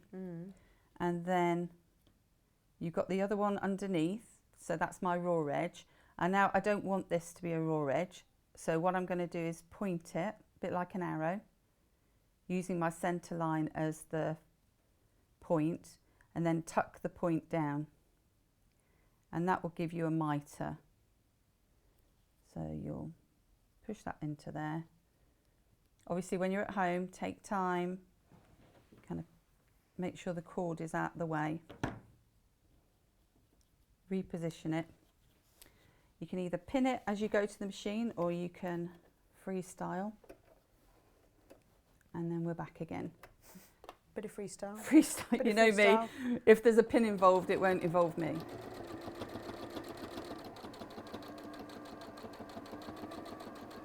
Okay, and you just seal it up. So that's got that in place. And then Nice. if you've got like a little bit of a free edge here, which you have, you can always just quickly whip stitch that when you finish. Lovely. Okay, so that's your cording all the way around, and just have a quick look round to make sure that it's actually attached in all those places, and that's fine. Okay, so that's your first bit all done. So that's the covered piping. Covered piping. Because that adds a really nice professional edge to This it, is doesn't your posh it? bit, isn't Makes it? it look a bit Yes. posher. So you don't have to put that in there. You know, if you don't want to add the piping, you just want to make a plain No. cushion. You don't. But this is a nice little bit. When you buy cushions from posh interior shops, there was a bit piped. So it's worth, with the panel like this is something that you could practice on. I think, oh, I'll have a go with that. Yeah. You know, it's worth, because you've got the extra covered piping fabric, you may as well. Yeah, and equally you could do something else, like you could put a flange on it. A flange? Which is like piping without the piping cord. Right. Exactly Empty. the same. Empty piping. Vacant vacant piping. So you could do that, and if you had a little bit more contrast fabric, so you've done some really nice contrast fabrics this morning with the William Morris. I did. Lovely. You could put one of those on there, and you could do a ruffle. So you could you can make sorts. your cushions look different if you want them Piping to. and ruffles. Piping, ruffles. Really go all for sorts it. of- So the next thing I'm going to do is iron my zip. What? What? Iron the Did you say plastic iron a zip? zip? What? Oh, how very dare you. How very dare we? So the reason that I'm doing that is because anatomy of a zip here. On your zip, you have got a herringbone piece, a plain piece, and then the zip teeth. And what you're wanting to do when you make an invisible zip is you want to sew in the plain piece that's sandwiched between the herringbone and the zip. But you can't get that because when you've got your zip, it's, as you take it off, if you undo it, it all kind of rolls in. Yeah. So this won't roll so much because I have had a go at ironing it. So what you want is a coolish iron, and then you want to open out your zip, mind your fingers, and you'll go along. Oops, I haven't got very much wire. You'll go along and just crunch that down so that you're able to, when you're sewing, you're able to open that out a little bit easier. And it does make a difference when you do it. Just so that little, So what happens if your iron touches the teeth? Does it melt? Oh, that'll melt, yes, it'll melt. So, Right, so just be careful. I had the iron on, get it up to its full temperature and then switch it off. Oh, okay. Yeah. Right. So that's how I normally do it. And go over it a few times, that's fine. So just to flatten the tape. Oh, we've had a message from Norma. Morning, Norma. Morning. Morning, Rebecca and Jules. Just started a William Morris cushion for my friend, so the piping demo is timely. Thank you, Norma. Incredible. Well, Fab. it is, yes. Now you know how to do the piping, you've now got to do the invisible zip. Because that is the finishing touch, isn't it? It is. So what we're going to do here is I've got my front now that's piped. I've got the back, make sure it's the right way up because it is directional fabric. Yes. You could have your flowers growing down. I know. Who knows? I But have done that many times, though. Had an upside down one. It looks fine still. And then you just make sure that they match across the top pretty much. So then what you want is you want to see where the middle is. So just do the old simple measuring. It doesn't actually matter so much. So that'll be my middle. Next thing I'm going to do is take the friction pen, because I like my friction pens. I will snip into it in a minute, but I just like the friction pens first of all, and just mark where you've marked your middle. If you want a friction pen, there they are, $3.99. Beautiful, wonderful, lovely things. Brilliant. I I know love you have them. to be aware of being colour fast and all the rest of it, but I've never had an issue. No, I with, haven't, and I absolutely love them. You use them all the time. And then what you'll want is, so I know I'm not at the edge of my printing here. So just watch where your printing is and measure 2 inches in from your printing and put another little mark. I do top and bottom. And the same on the other side. So 2 inches. And that's going to be where my zip starts and finishes and the centre of the zip. So that's going to keep us straight, because what you find with fabric is it always shifts about. I know, it's really annoying, isn't it? It's a shame we don't sew on paper, because wouldn't it be easier? Fabric seems to have a life. It's got a mind of its own, doesn't it? And you think, why is that moved? And then the other thing that I'm going to do is, while I've still got them together, I'm just going to do a little nick, not a lot. You just want it to be probably no more than 1/8 of an inch. Oh, a marking nick. Yes. Right. You don't want it to go into any seams. Ooh, upside down and backwards, eh? Right, okay. So I've done that.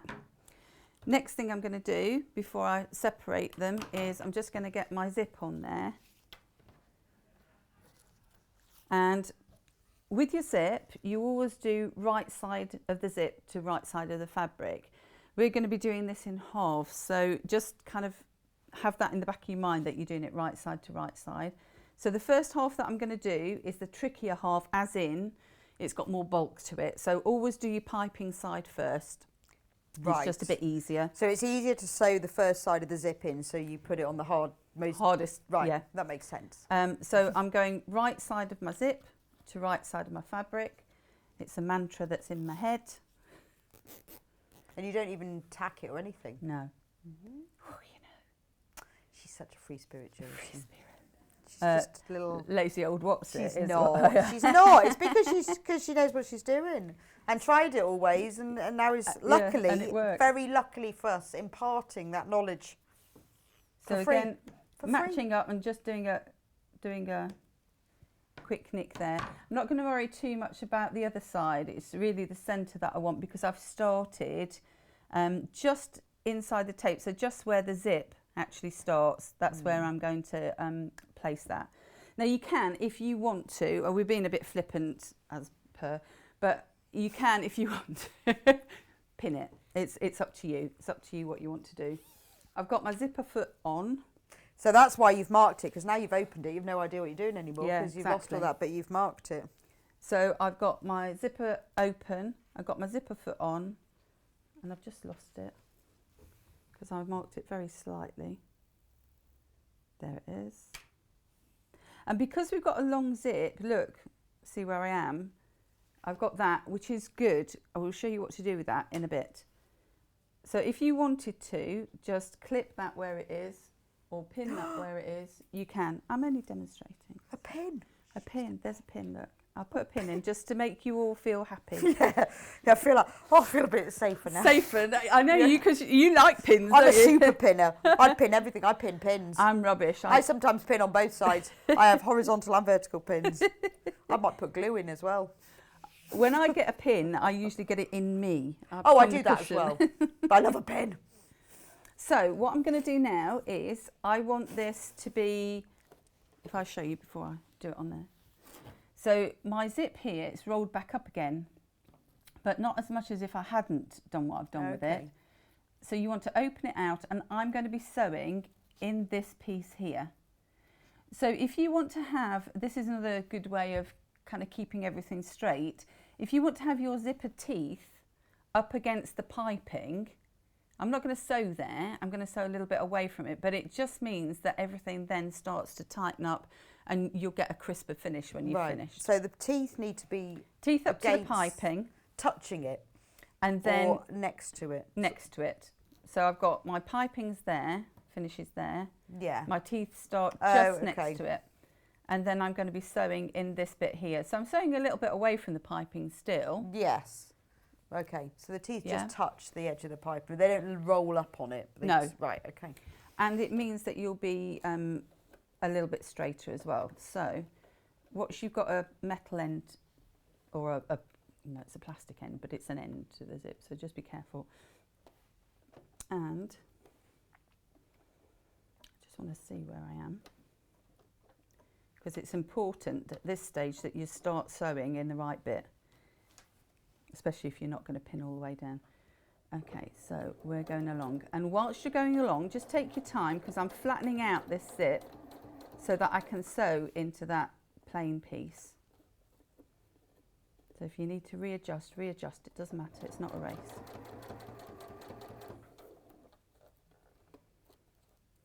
Having nails sometimes helps as well, because you can grab hold of where the pin is, where the zip teeth are, sorry. Right, coming up to pin. So does the foot help it to roll out as well? The foot is really useful because it keeps it flatter. Okay. Yeah, don't try and do this with your normal foot. So you do need to use a zip need foot. a zip foot. You can use an invisible zip foot if you want to. That's yeah, we do have your those. call. We do have those on the website. But just check the concealed zip foot that we have. Just check that it will fit the category of your machine. But you can use an ordinary zip foot. It's just a concealed zip foot. It's a little bit easier. I've used both, and I'd say it was a little bit, but you can certainly put in a concealed zip with a normal zip foot. Yeah. As Jules is showing you. So I've got to my second mark, the end mark, so I'm just going to cut off now because I don't want to go beyond that mark. So you've got all of this, which is fine. We'll deal with that in a minute. So now we'll zip the zip up. Make sure it is doing what it says on the tin. There you go. It's going to be nice and concealed once we put that one on there. Also, this makes sure that everything's still lining up okay. And then we're going to put the other side on. So we're going right side down, flip it over, and then you'll see, so I can't see my marks anymore, but I've made my snips, so that's all fine. So just line up your snips. That's such a good tip, because I think if you hadn't centred it and done the ends, it might be off slightly because of the movement. It's genius, you know. So it's worth spending that little few minutes to just doing, just doing what you need to do. And then I'm going to make a mark on the zip there. So I've just folded that back over. And then just snip into that mark. The reason I do it that way is because you make your mark and you can hold it down, and then you can just feel it when you've got the snip in it. Okay, so now I'm going right side to right side, so that's my right side there. I'm going to undo this zip. It always feels a bit scary, doesn't it, putting a zip in when it's open? Yeah. But I think you have to give Jules a lot of admiration for putting a zip in live on air and a concealed zip with piping. Do you know what? This is the most fun zip ever to put in. It's really because you're marking it, and it's like even somebody like me can do it. Yeah, but it takes bravery. But you obviously know what you're doing, don't you? But don't anybody else? I don't know. I think a lot of people go, "Oh, I can't do zips." I think you've just got to give it a go. Yeah, but it's one thing that people always go, "Oh no, I can't do zips." But zips make things a lot. You get a neater finish. Yeah. So much easier to get on and off. They look professional as well. It is worth practicing with. So now we have got our mark up here, but we're starting this way now. So whereas we started with the other end before, if you like, we're starting with the open end now we're starting with the closed end rather than the open end, if you see what I mean. But that, if you had all of that and you hadn't got any marks on it, you'd be going, no, that's in my UFO pile. Yes. What Why I do didn't is I do an envelope bag? I often do the roll it up in a carrier bag and just put it on a shelf and hope it goes away. And then years later go, ooh. That was a zip. I might have to give that a go now. Or no, just walk. I always think just walk away and come back tomorrow. And then you feel a bit braver then, don't you?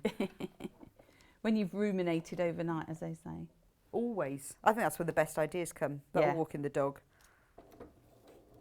Okay, so take that out. So you haven't now got a piping to go up against. So what you now do is the edge of your pattern piece, so this piece here, that's where you put the zip tape to, and it will give you the correct spacing.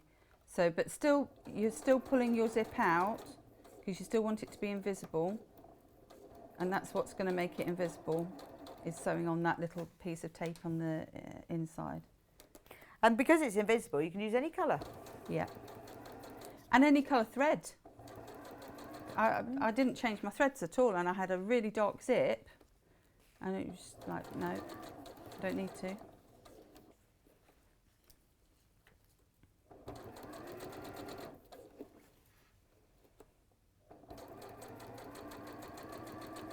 It's so nice having a whole table to play with. At home, I've got like my little extension table, and that's your lot. And you've got space here. Yes. Well, you just take this one home with you. Well, When you're finished, I'll help you put it in the car. I don't think anybody would mind. I don't think anyone Don't notice. think anyone will notice till tomorrow morning. There's nobody around, is there? Then tomorrow morning they go, so, oh, we have 2 tables here. Right, let's hope we've done it the right way. Dun, dun, dun. So zip it up. Woo! Come on. So is You it don't go easier over to your use a zip that's longer than you need? Yeah, much easier, because you don't have to keep moving around where the where the slider zip is. Yeah. So there you go. Look at that, It's nice gone. and neat. Look at that. Where's what zip? Where's Wally? Right, okay, so you've got all of this zip left. What we're going to do with that? So what you'll do with that is you'll chop it off. But before you chop it off, decide how much you want to be left over, and you'll make a little end piece for it. So just grab a piece of spare material, fold it over, so like you're making a bias binding, then fold it in. It could have done with being a bit wider, to be fair, she said. Maybe do it that way around. Fold it over, fold it in. That's what we'll have. And then fold the ends in. So you're going to have a little envelope. So why do you bind the end of the zip? Because otherwise, if you don't, you've got an edge of a zip there that's got no That it stop might fall against it. off. Yeah. So although it'll be inside, it can still kind of fall off there. So you kind of are making a meal out of that, but you get the idea. So Yes. you want that on the end, wherever you're going to cut it off, And then just and then okay. sew across it. You can leave it like that if you want to. But it's just a bit of a chance, kind of isn't it? bulky, isn't it? I mean, this will still stop it because this is the manufactured end, but you've got all of that inside. But also you might see it, the bulk of it through the cushion cover. I mean, you wouldn't probably want a piece that's maybe 2 inches wide that you can Right. fold in, and fold on. Well, it's a nice little finish as well, isn't it? Yeah. And then the final part is we're finishing this seam at the top because at the minute I've got 2 inches that don't do anything. Yes. So the first thing that I'll do is take my zip further down. So I've got to recreate this seam where the zip is. So if you imagine that was my first bit, I've just got to now sew. Take that out of the way. Sew corresponding amount, so it's about 1/4 of an inch. So up to the edge of the piping again. Yeah, up to the edge of my initial sewing. So I've moved the zip tape out the way, so I can see Right, where my yeah. sewing started. So if you sew along,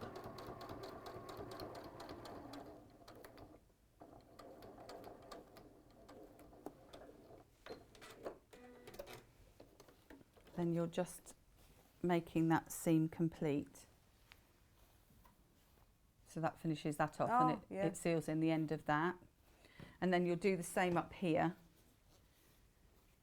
You'd normally open your zip, but I'm just going to do it on top, and you'll get the idea. So keep your zip tail out of the way, and start where you stopped before. Because I haven't finished that off, it might just leave a little bit of a gap, but it shouldn't do. We should be okay.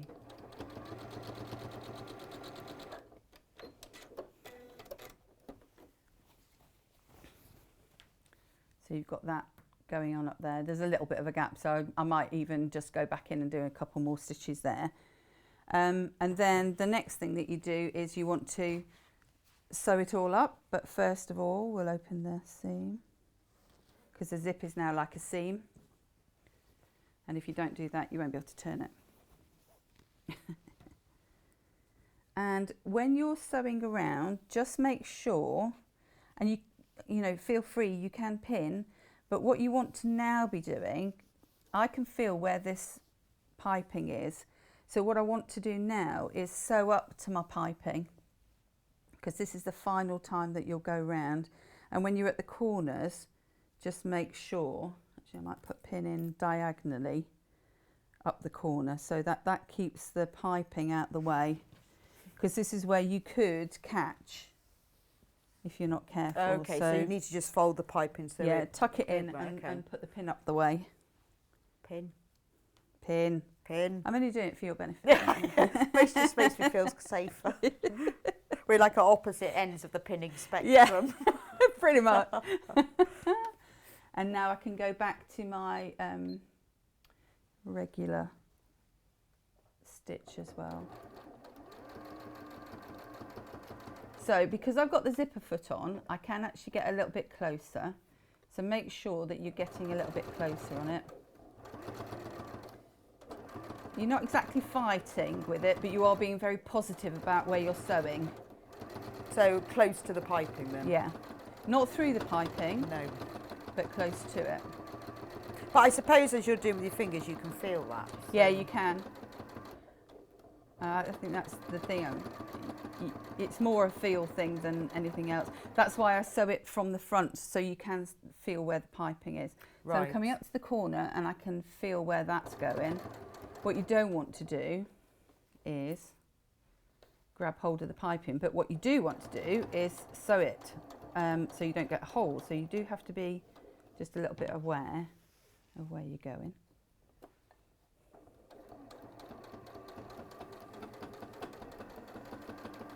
And you can always go back in and, you know, catch things that you might have missed. And that's pretty much, once we've gone round these corners, the job done.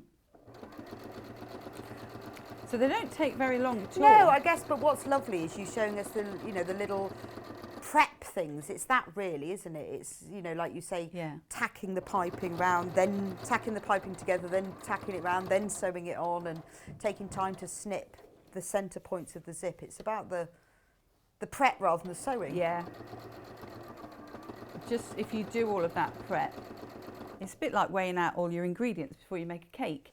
You not keep going and interrupting your flow. You can actually have fun with it then. I never do that. I'm rubbish. My son does. He weighs them all out into little bowls. He looks like he's on a cookery programme when he makes a cake. I don't. I'm sort of going, oh God, I've got to find myself raising flour. And meanwhile, the mixer's going and you know you've got to put it in. Yeah. But if you do weigh them all out, it is about the prep, isn't it? Yeah. Do it like you're meant to do, but I don't. I think, I'll just chuck that in. Pretend you're Nigella. I made a chocolate fruit cake at the weekend. And where is it? In your tummy? Some of it is in my tummy. Very nice. It just has lots of cocoa powder in it, so it doesn't taste of chocolate. It just tastes really rich. Lovely. Oh, it's just amazing. It's just nice. So the only thing that I would do now, before I finish clipping and all the rest of it, is I'd be really critical and like push into these corners and make sure that the piping's staying put. Right. Just make sure you've actually caught all the bits you're supposed to catch, and that you know, have a good critical eye on it. And then once you're happy with it all, I need to just tweak that. But once you're happy with it all, and you've gone round it all, then you can go back in and snip your corners. Okay. I would pink them, to be honest. Have you got some pinking shears? Right. And why would you do that then? Because if you can see here, the cushions usually take quite a lot of welly, really, because you're going to take them off and wash them and all that kind of stuff. And you can see that because it's cotton, it will do this. Whereas if you pink the edges, you're less likely to get the rovings off it, to be honest. So. And we do have pinking shears. Do we have pinking shears on the website in stock? So if you want pinking shears, just go onto the scissors section, or just write it in the search bit on the website and you will find the pinking shears. If you don't have them, $14.99. Look, there they are. I love pinking shears. Just They're like just kind the of go best around. because Yeah. in vintage dressmaking days, they didn't zigzag the edges, they pinked them. So that's where I'm going with it, because I hate zigzagging edges. Oh, it seems like it's a complete waste of an effort, isn't it? And really? thread. Yeah. But you need a decent set. Those are a decent set of pinking shears. Yes, Don't get you ones from the supermarket, because they're rubbish. They won't. Well, they start shredding them, or when they're not sharp, they sort of shred the fabric. Yeah, and instead of cutting that way, they kind of twist. Oh, okay. So you try and cut, and then you're actually roving the fabric even more, and it's less fabric because you've already cut a bit off. Right. So yeah, decent pinking shears.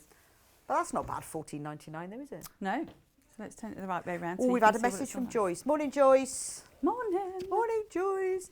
Thanks for a brilliant demonstration. Love the panels and the William Morris fabric, Jules, Rebecca and team. Oh, thank you, Joyce. It was a brilliant demo, wasn't it? I loved it. I have never put an invisible zip. I've done invisible zips, and I've done piping, but I've not done the two together. So I'm going to give that a go. Give it a go. I made a pipe cushion at the weekend, but I put a zip across the centre of the back. I've not tried this, so I'm going to give it a go. Yeah, give it a whirl. But it's fine, because I can rewatch the demo. There we go. Yeah, you can get me on rewind if you should Yes. decide. You can see why I was going, so where do you put that then? You know, this wasn't for your benefit, Why this was did for you? my benefit, because I want to do that. So that's what that one looks like. That's lovely. I really Yeah. I like that colourway, because it's very vintage, isn't it? Yeah. I think this one and this one are they're kind of very similar, aren't they? Yes. I think the lilac one looks just a little bit more crisp. Yes, it's a crisper sort of shall I hold that one for you? Crisper white. You'll know, you might notice that that's got a little eye, but just a little mistake. But luckily we have wonderful people like Jules here who pointed out. So your panel will have a capital I on eyed, just in case you're wondering. I'll just put my finger over it. But your panel will be like the panel that I have on my desk that has a capital I, like that. So you'll be fine. Just in case you're wondering, yours will have the capital. So the one in front of me here is pink and purple, which is the one that Jules has got on her desk. This is the most popular. Now the next one, the red and the yellow, is the one that Jules was demonstrating. Very reminds me of that Edwardian country lady. What's that Yes, called? yeah, The Edwardian it is country the lady's diary or yes, something. I know what you mean. You know It is what I the mean? country. Yeah, it's called the country lady, I think. Something about Edwardian and country and lady. It reminds me of that. It's Yes. very vintage. And then if you want a fresher look, this, those are neck and neck. So although it looks like a white background, but it's actually, you know that paint, remember they used to do shades of white and there was a blue Yes. one? I wonder what it was called. But they were, remember, it was at Dulux and did all those shades of white paints. It's like that. apple white and Yes. stuff. Yeah. But this is, it's white with a hint of blue, I'd say. And very crisp. That's the blue lilac one. So all you have to do is choose which one you want, or you can have all of them. Unfortunately, the bundle with all three where you save £4.99 is gone, but you can buy them all individually. £9.99, which is amazing value for the whole panel, isn't it? Really big, beautiful. You can make two 16-inch cushions, but or you know, depending on whether you you know, if you want to do it the front and the back like Jules has done, you make one. But if you want to use your own fabric, you've got two, because the back and the front don't go really well together as a matching pair of cushions, don't they? Yeah. They look really nice. But they would go, if you bought all three, that's 6 cushions for your outdoor furniture. Yeah. And it's such good value. Amazing, isn't it? Yeah. Because £9.99. it's not just the cushion, is it? You've got loads of stuff else. You know, It is I not mean, these just a would just cushion. make like gift tags with things Yes, for because birthday Jules and has stuff. made, which I haven't shown you. Should we show you on my desk? From the little name labels that you can use to sew to the back of your cushion, Jules, instead of sewing to the back cushion, has made them into little, she's embroidered. Should we get up close? Can we get up close and personal? There we go. So she's embroidered, look, little French knots on the, are these delphiniums? Not very good. Oh no, they're lilacs, aren't they? Yeah. I think they might be I'm lilacs. not sure. These are bluebells. They're definitely bluebells. I think they might be, you know those lilacs, all the Yes. butterflies gone. I think they're those. Well, anyway. Yes. Oh, they're, is it bougainvillea? Is that Budleia, Budleia. I knew it began with a B. something like that. I'm really good Those at flowers, gardening, you can not- put French knots on. And then she's just embroidered in the centre, Love Jules. And she actually has, because I've smelt them, has put dried lander in them. So what a lovely little present. So you've got quite a lot of gifts in this set. You could put them in the wardrobe, put them in your knicker drawer, wherever you like. Under your pillow. French Yes, 'cause knickers. they do aid sleep, don't they? They do. My girls, when they were doing their exams, their GCSEs and stuff like that, I made them memory pillows. I put little biscornous and I put some lavender in, and I said, you'll remember everything if you sleep with that under your pillow. Wow, did it work? They did well, yeah. Oh, there you go then. Right, so top tip for anyone doing their exams. Psychology. Yeah. You will remember if you Yes. sleep with lavender, because, you know, that's the way you do. So you can make little things like that with it. There's loads and loads you can do from the panels. Loads. We've got a lot of interest in these today. They are brand new, exclusive to Sewing Street. You cannot buy these and won't be able to buy these anywhere else. Only from us today. So, thank you, Jules. We will see you You're back welcome. in an See you hour. later. So, we're going to have a quick break now. And after that, we have got a whole host, a garden of floral fabrics to bring you. And a few of the William Morris accessories too. So, I'll see you back in a couple of minutes.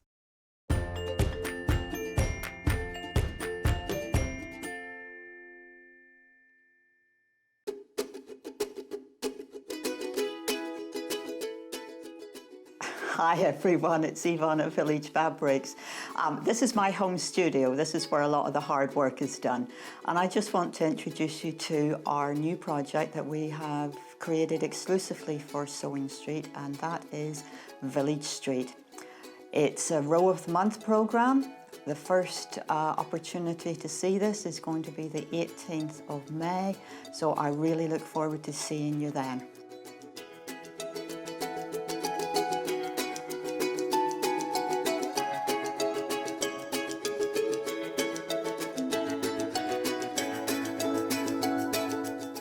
If you'd like to get in touch with us during our live show and send in any messages or any questions, then you can do it on studio@sewingstreet.com. Alternatively, you can message us on our official Facebook page. Keep up to date with what's on Sewing Street and Yarn Lane, as well as all the latest news and special offers by signing up to our email newsletters. For Sewing Street, head on over to www.sewingstreet.com. Scroll down to the bottom of the homepage, type in your email address, click the envelope, and you're done. It's exactly the same for Yarn Lane. Head on over to www.yarnlane.com. Scroll down to the bottom of the homepage, type in your email address, click the envelope, and that's it. You are now subscribed to both Sewing Street's and Yarn Lane's email newsletters, so you'll never miss out on the latest news and special offers ever again.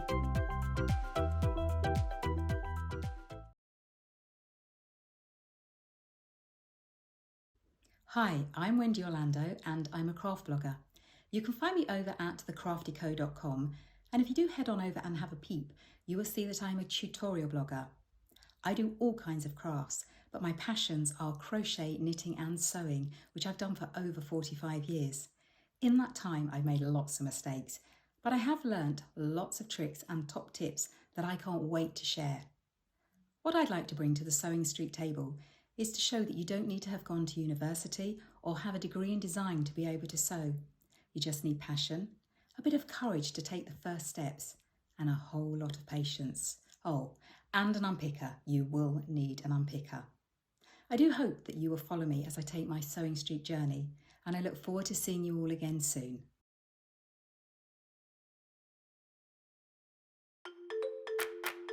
Follow Sewing Street and Yarn Lane on Facebook and Instagram to keep up to date with what's coming up on the show, as well as being the first to know about our amazing offers. Get involved with our competitions that are exclusive to social media.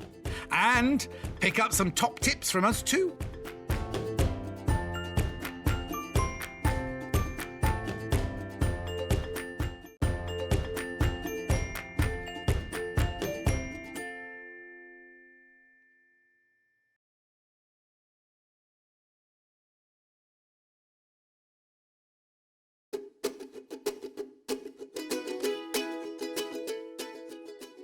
Hi everyone, it's Yvonne at Village Fabrics. This is my home studio. This is where a lot of the hard work is done. And I just want to introduce you to our new project that we have created exclusively for Sewing Street, and that is Village Street. It's a row of the month programme. The first opportunity to see this is going to be the 18th of May, so I really look forward to seeing you then.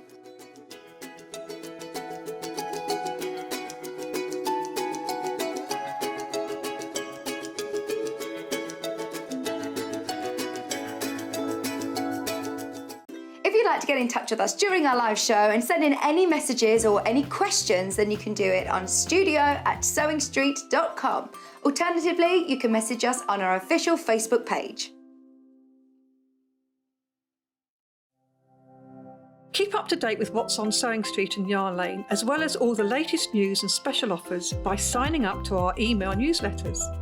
For Sewing Street, head on over to www.sewingstreet.com. Scroll down to the bottom of the homepage, type in your email address, click the envelope, and you're done.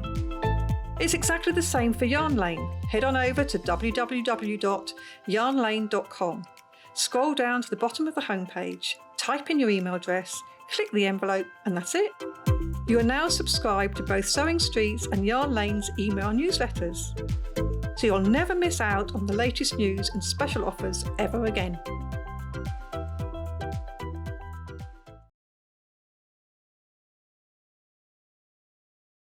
Hi, I'm Wendy Orlando and I'm a craft blogger. You can find me over at thecraftyco.com, and if you do head on over and have a peep, you will see that I'm a tutorial blogger. I do all kinds of crafts, but my passions are crochet, knitting and sewing, which I've done for over 45 years. In that time, I've made lots of mistakes, but I have learnt lots of tricks and top tips that I can't wait to share. What I'd like to bring to the Sewing Street table is to show that you don't need to have gone to university or have a degree in design to be able to sew. You just need passion, a bit of courage to take the first steps, and a whole lot of patience. Oh, and an unpicker. You will need an unpicker. I do hope that you will follow me as I take my Sewing Street journey, and I look forward to seeing you all again soon.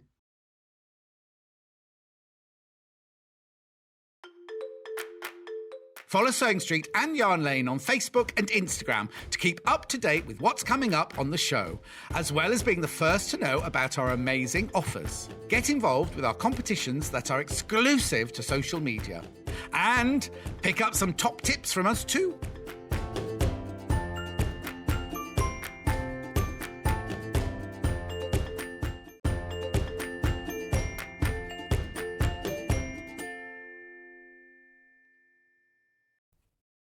And welcome back to Sewing Street. We have got an extravaganza, in fact, a whole garden full of floral fabrics. But we're going to start off with something that's not floral. Oh, weird. Only because it's a great place to store all of your floral fabrics. Now, whenever we have these on air, they sell out. And I have to say, it's almost sold out. We've only got 10 left. It's the Fat Quarter bag. So, this bag is big enough to store... how many is it? 167 fat quarters. No, on the description it says 198. Now what's great about it is, let me get a fat quarter bundle so you can see. So you can put them in like this and they will store them. You can put them upright, or you can put them on the sides and they store them. Now so this has dividers with Velcro there, which are therefore easily removable.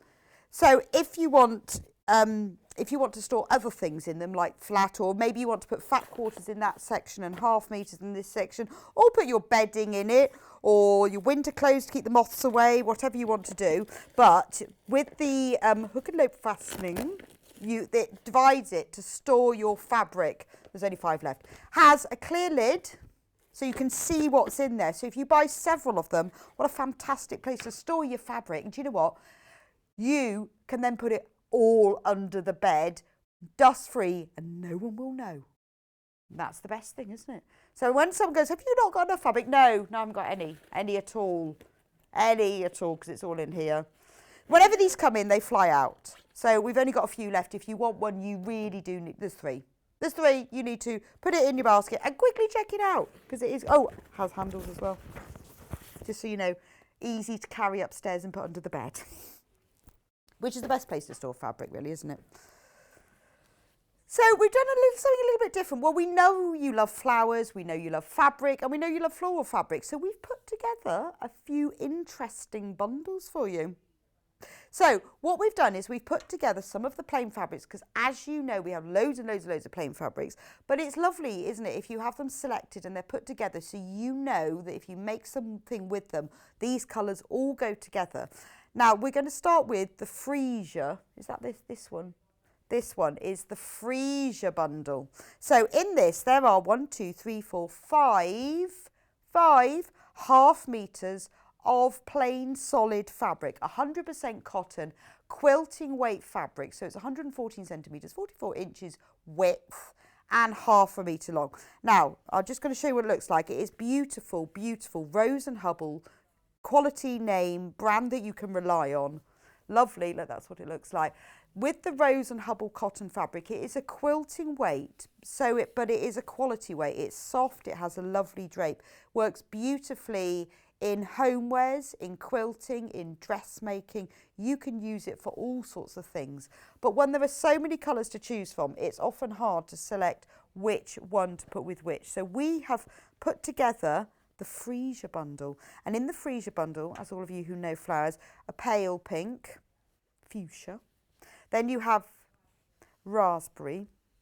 I don't think that's very raspberry, because I would say raspberry is redder than that, wouldn't you? That's more deep pink. Then we have a purple, imperial. So that's the fuchsia. And then this is the leaves and the stems of the fuchsia, jade and teal. Isn't that beautiful together? Let me put it like that. So that's your fuchsia. That's your little fairy with the legs. I used to think they were fairies with legs. And then that's the stem. So isn't that lovely? You know all of those colours go together beautifully. $16.99 for 5 half meters. So 2.5 meters of fabric in total in the freesia bundle. Now remember, these are all pre-cut. These are special bundles that are pre-cut. So if you buy multiples of this bundle, you will get them all as separate half meters. It's only when we sell fabric by the half meter that it comes as a cut length to order. So these are all half meters. So perfect for all your little, whether you want to do some patchwork with them or whether you want to use them for homewares, you know that they will all blend together beautifully. Right, the next one is the cherry blossom, which is that one. Yeah, I can tell. I have so many of them. I've got to guess. The cherry blossom bundle. So we're going to start with the palest of pale pinks. It's called light pink, but it is very, very soft. It's like the Dulux paint, isn't it? It's white with a hint of pink. But, you know, when you think of a cherry blossom petal, they start off that very, very pale colour. And then the next part of the petal has a slightly darker pink. And then the next one is a deeper, more salmony, corally pink. So that's your cherry blossom. There's the cherry blossom stems, which is silver mink. And then that's the sky behind it. What a beautiful set. I like the addition of the silver mink in there. I think that works really well. It really sort of highlights the colours, and it's a beautiful mix with them. You know, and obviously they work in any order, but that's beautiful. So if you love cherry blossom, I know you do, it's always really popular. Whenever we sell cherry blossom fabric or panels with cherry blossom on, it's something that you always really love. That's a beautiful selection, and I think the blue in particular really makes them stand out. And you know, you wouldn't normally, if you were like shopping on a website, put those colours together on your own, but we have selected them. They go together beautifully. And as I said, you know, we are very lucky that we have all the fabrics here, and we have a lot of fantastic guest designers who are real colourists who help us with that. The cherry blossom bundle, there are less than 5. So if you want the cherry blossom, you need to put it in your basket and check out. Now we have the roses bundle. So let's start off. Oh no, that's peonies. Roses. Oh yes, red roses, not pink roses. So we start off with the different shades of red. So we've got your traditional bright red. That's the outer petals of the rose. Then you get the next level, the petals, so a slightly different. Now these two reds, I don't know if you can see, are mottled. like a rose petal would be. So you can see that that one is a plain. This has a slight mottle. You can see it better when you get this home and see it. You'll be able to see them. You can see the mottle better on the darker red, but it gives that naturalistic feel of a rose petal, which would naturally have slightly different shades. They're not just one plain colour. So you've got those 3 levels of red. You know, and when you're choosing a red for a project, it's often hard because the shades are similar, but you need to get the right one. And then you've got this beautiful deep, like a burgundy plum colour. That's the very centre. If you imagine a beautiful red rose in full bloom, that's exactly the colours you see. And obviously, you need the stem and the leaves. And don't they go together beautifully? Does that make you think of beautiful red summer roses? And it's lovely as well, you know, to buy this £16.99. You've then got in your stash a fantastic selection of reds. And when you're making something, it's very nice to have exactly the right one. And the stems as well. Or you can just do a massive applique rose. That's all of them. Oh, I nearly lost the sticker. Right, the peony bundle next. Now this one has got 7 half metres of fabric in it. So this is 3.5 metres in total, 7.5 metres, more than the others, but only because we needed to get the right colours so we could really feel that the peony colours. Now, when you think of peonies, you think of that really bright, rich, deep pink, and then a slightly lighter one, but again, it's got that strength of the peony colour. Then we have the mauve, but also the mottled mauve, and look how beautifully they go together. Then we've got the greens. But peony leaves and flowers are different to the rose. They're a much sort of brighter, limey, more appley green. So we've got the plain one. Then, let me move that there. Then the mottled one, which is very naturalistic, isn't it? So if we wanted to use fabric to represent grass or leaves, that gives you that much more natural feel. And then the more limey green. That's a gorgeous selection, isn't it? Beautiful for us if you're making anything summery type makes. It just feels like the sun is shining in the garden when you look at that one. Right, I'll just pile this back up. Which one should we do next? The daffodil, is that this one? Yeah. Yes, this is one that started it all, was the daffodil. It's really nice, you know, to try and pick some colours. Again, we have quite a few yellows in plains and mottled, so we had to choose the ones that were right. So this is the scent of your daffodil, that really rich sort of orangey yellow feel, but very scent of your daffodil. Or sometimes, you know, the narcissi you get, they have that, or then it's not orange, but they have that sort of deeper yellow. Then you've got the middle of the outside of the daffodil, and then you know those I can't remember the names from all of them, but some of the daffodils have those sort of lighter yellow petals as well. So that's your daffodil, and then here's the leaves and the stems. So we've got a nice vibrant green. So in this bundle there's 3 metres, so you get 6.5 metres, 6 different fabrics. You've got a brighter green, they go your daffodil stems, and then sometimes on the daffodils you get that slightly deeper green as well. But that really gives you the feel. It's very spring, isn't it? I mean, obviously you don't need to use it for daffodils, but it gives you the idea of this is what the naturalistic feel is if you want a lovely range of yellows and greens. And it's lovely to have those 3 shades as well, because it's, you know, that very pale yellow. It's just lovely to have, and you know that they go together beautifully because they do look, it looks like a whole daffodil already. Yes, please, when you've got this home and you make it into something, send us in a picture. We'd love to see what you've made from your daffodil bundle. Right. All you have to do is message the studio@sewingstreet.com, and we try as much as we can to read out all your messages on air, or if you've got a question or something, then pass it through to the person who can answer it for you.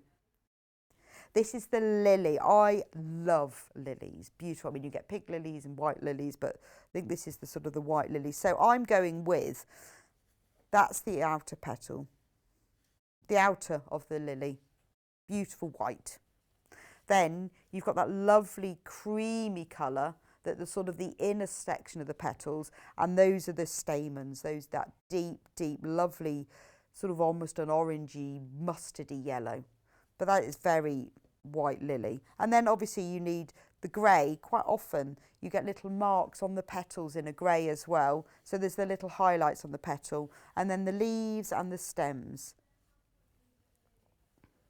But you know, you can get those different shadows of green as well. This sort of pale minty colour is often in the centre of the shadows of it. So you've got all the shades, and then that's those stamens, the ones that drop pollen all over your table that you have to cut off. I always feel a bit sad cutting them off because they don't look as pretty, but otherwise you get Oh, look, there's the picture of the lily. We just did have a picture of a lily, but we're not allowed to show it. White lilies, but that's beautiful bundles. If you love white lilies much as I do, that's gorgeous, because you know all of those colours go together really well. It's not about making lilies, well, you can, but it's about having those sort of shades that go together really well. And then the final bundle, this isn't floral, this is skies. This is your nature one. This is all the colours of the sky, depending on what the weather's like. So this is called May Rain Clouds Go Away. So let's go for rain clouds. We've got thundery rain, and then we've got just cloudy and a bit nicer.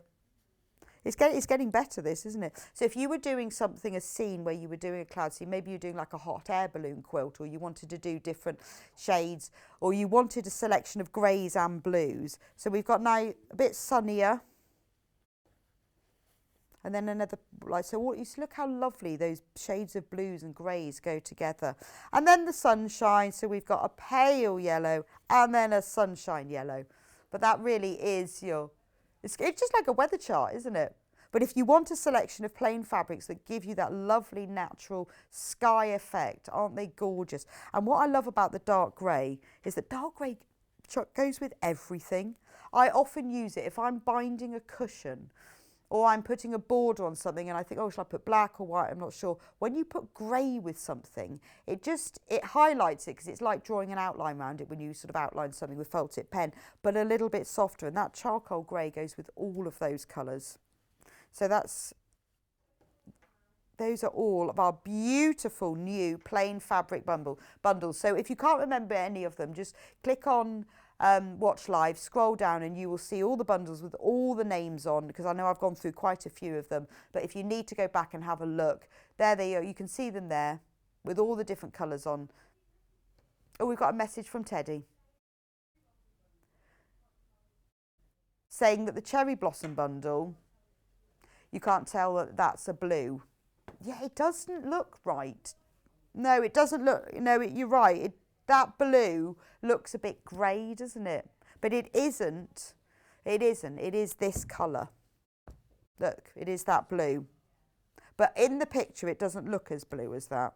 I should have got the picture and seen, look, it was a bit like that, wasn't it? Was it that order? Was it like that? Oh, there we go. Oh, look at that. I got it right. Look, there you go.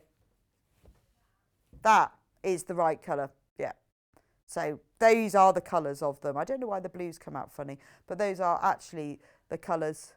And this is the great thing, because always when you shop online, you can never see the colours exactly yourself. But when you look here, we've chosen these. We know they go together. They are a beautiful match. You know, even the tone and the shade in the blue is the tone and the shade that pairs beautifully with the pink and the mink as well. And this is the most popular. It is very lovely though. And we've only got 2 left now. So if you want one, you need to put it in your basket. And more importantly, you need to check out or it will be gone. It will be gone. We have floral fabrics as well by the half metre. Let's start. So we've got some new and some you've seen before if you've been watching. But if you haven't, these will be brand new to you. So we should start on the top of the pile. So these are the older ones. I love this one. This is a Lewis and Irene fabric called Fairy Clocks Floral on Pink. It's not really pink. I would say it's a very pale, mauvey, plummy colour, but a light plum. It's that sort of shade. And it's got the dandelion clocks and leaves and lots of little, I think I've actually got it upside down as well. Yes, because it is definitely directional. Oh, maybe it's not actually, because some of those are upside down as well. So maybe it's not. Lovely. It features some really nice shades of teal and coral and plum, and the stems are in mustard, but it's a really pretty fabric. Now, this is available by the ½ metre. So if you want more than ½ metre, we will cut it to order. It's only £6.99 for the ½ metre. It's a quilting weight, 100% cotton. So it's your normal 112 centimetres, 44-inch width to buy the ½ metre of it. But it is a beautiful fabric. It's very naturalistic, isn't it? You know, you don't have to use it as a whole piece. If you want to cut out smaller elements of it, if you're a bit of an EPPer, it'd be perfect. You know, the little clocks are the lovely size for cutting out. That's a nice plum. Now, we've also got exactly the same fabric. I'm just going to put them next to each other so you can see, and then I'll open it out. So it's the same fabric, but with the darker plum background. So let me open it. It's easier to see if I open it a little bit. Looks completely different, doesn't it? But wouldn't they look nice together? So if you're thinking, oh, I love the plum fabrics, I love the plum floral, they go together really well. So that's the two, those are the two Lewis and Irene fabrics. I really like them. Love the plum background on that one. And gosh, the ochre mustard colour really stands out on that.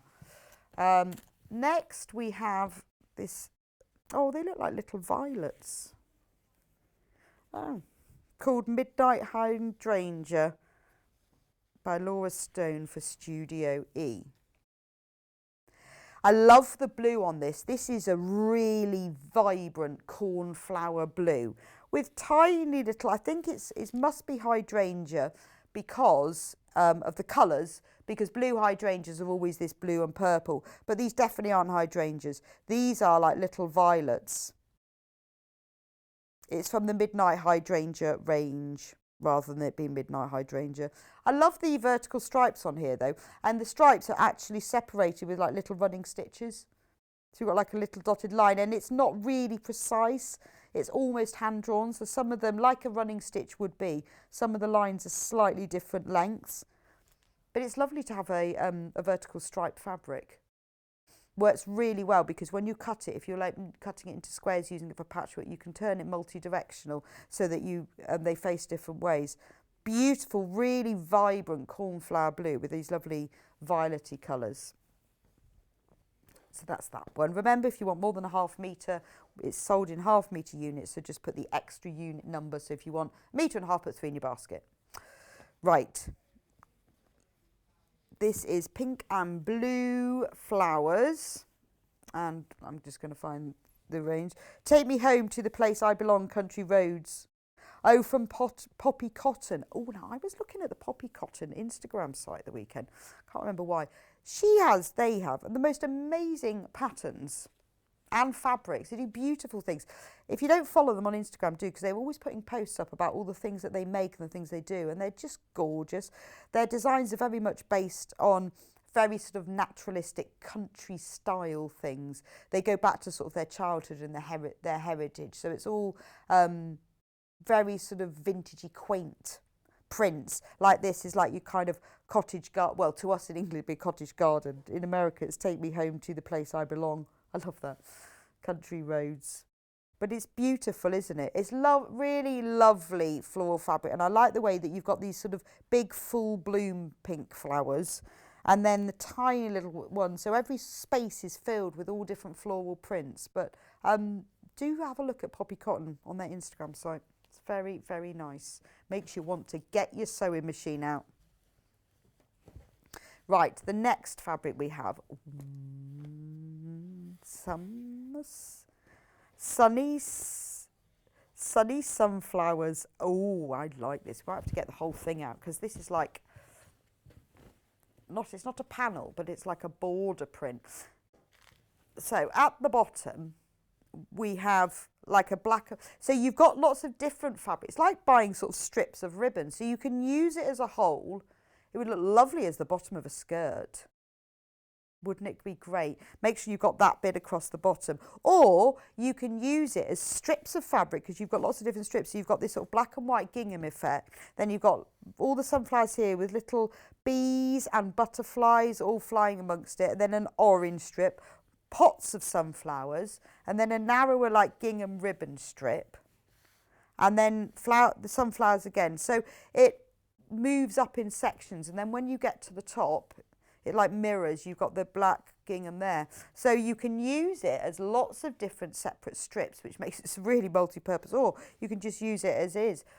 But it's gorgeous, isn't it? And for applique, what you could do with these is press some Bondaweb on the back of the flower pot, then cut round it, and then applique it onto something else, and all the different parts to it. But it is lovely. You could then like hand stitch or use free motion embroidery on it. I love this one. It's got a picket fence. That's really sweet. And loads and loads of butterflies as well. Like that one. Lovely. Remember, available by the ½ metre. So if you want to make a whole dress and you want more, we will cut it to order for you. Right.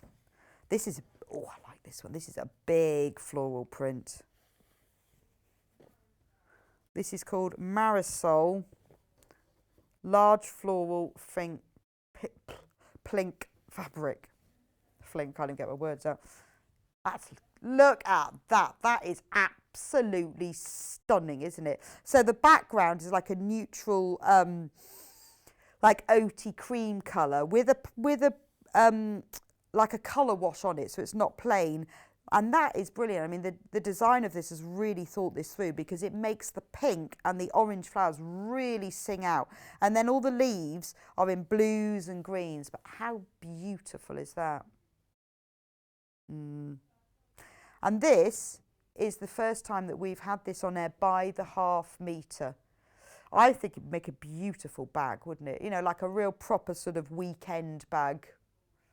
It's just beautiful. I mean, you could cut it up if you wanted to use the individual elements of it, or if you wanted to use it in dressmaking, but it would make a really stunning bag. Now that the sunshine is about starting to appear, be perfect.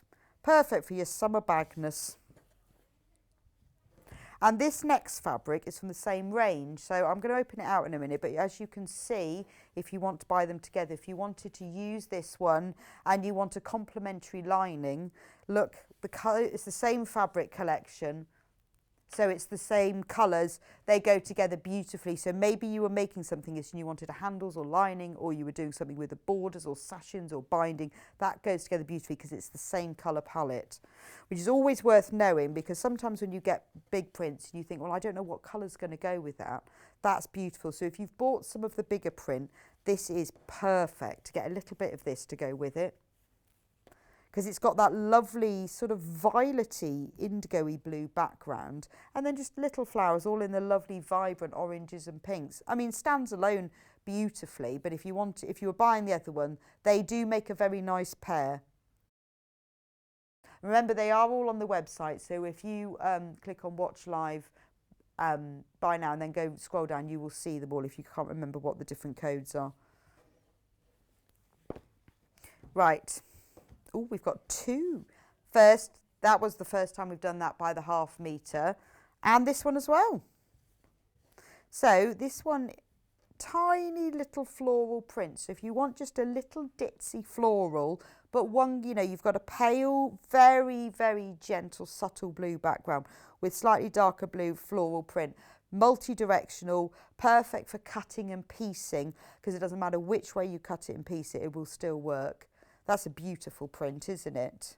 But it's really, no, if you wanted just a very simple little cotton blouse, maybe with some pin tucks down the front, because if you do things with pin tucks, you need to be careful about print, because it can throw it out sometimes if it's a big print.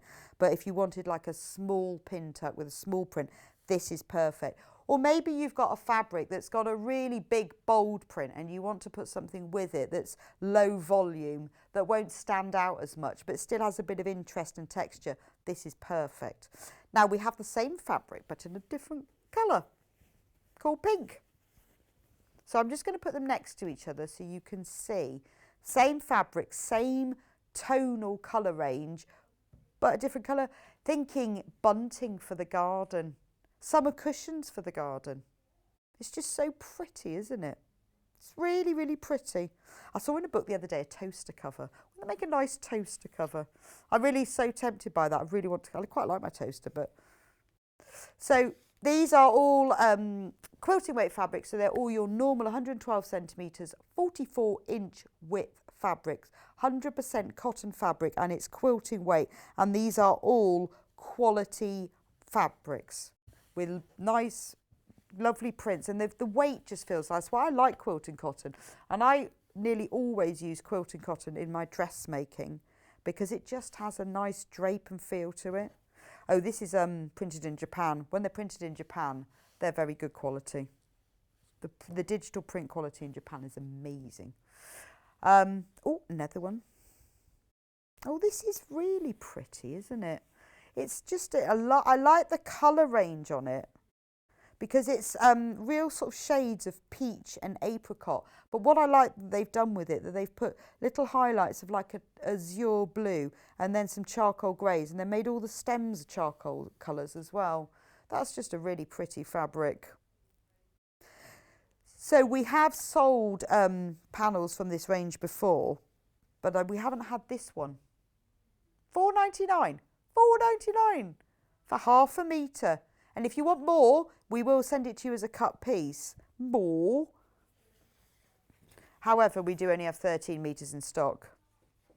But it's not, because it will go and you'll all want it because it is really lovely. It's just a really traditional, pretty thing. But there's a lot of design elements, and then, you know, there's a lot of time that's been put into this when you look at all the different scrolls and the flowers and the colour palette involved.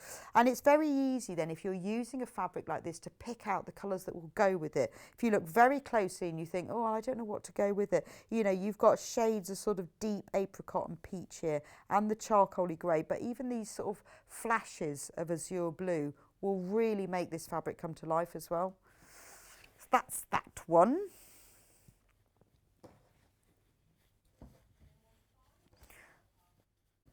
And then a final fabric for by the half metre. Oh, this is bright and cheerful. Wildflower honey. So it's got a white background, and then you've got pink, like mid-blue, dark blue, shades of green. The yellow, it's not a yellow, it's more of a mustardy yellow, but it's just a really pretty traditional floral print. If you just want a little bit of joy and colour, this is the one for you. $6.99, half a metre.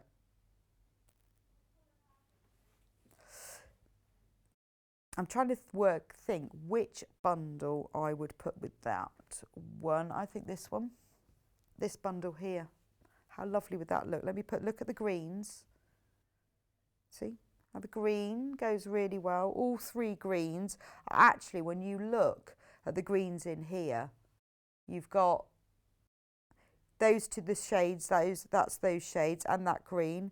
Then you've got the mottled lilac and the plain lilac, and then the pinks.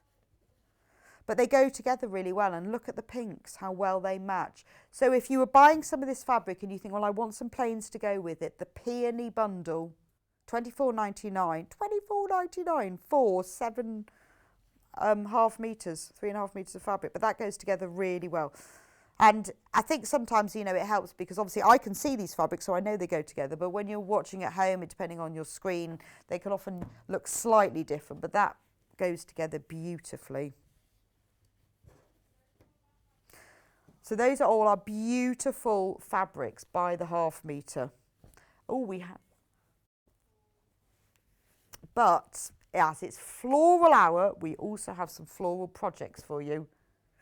So we do have some of the Amber Makes flower pot kits, which were on air a few weeks ago. I can't remember the date, I have to look at it. Originally on air on the 2nd of April, if you want to watch the full demo. Now there is a choice of 2 kits to make the flower pots. So we'll start with the blue china. So $19.99, and you get everything to make the big flower pot, which is a doorstop, as you can hear, because I've put stones in it. And it has 5 flowers, and inside the flowers, if you look, ooh, there we go, there's the yellow stamen, and you have inner petals and outer petals. That's what gives it the structure. Each of the flowers has leaves, which are fully posable, and stems. And then if you look at the top of the pot, they're all growing out of soiled, coloured and patterned fabric. The outside of the flower pot is this lovely blue sort of cracked china design, and then the bottom is the bottom flower pot. It's even got a hole, well, a printed hole.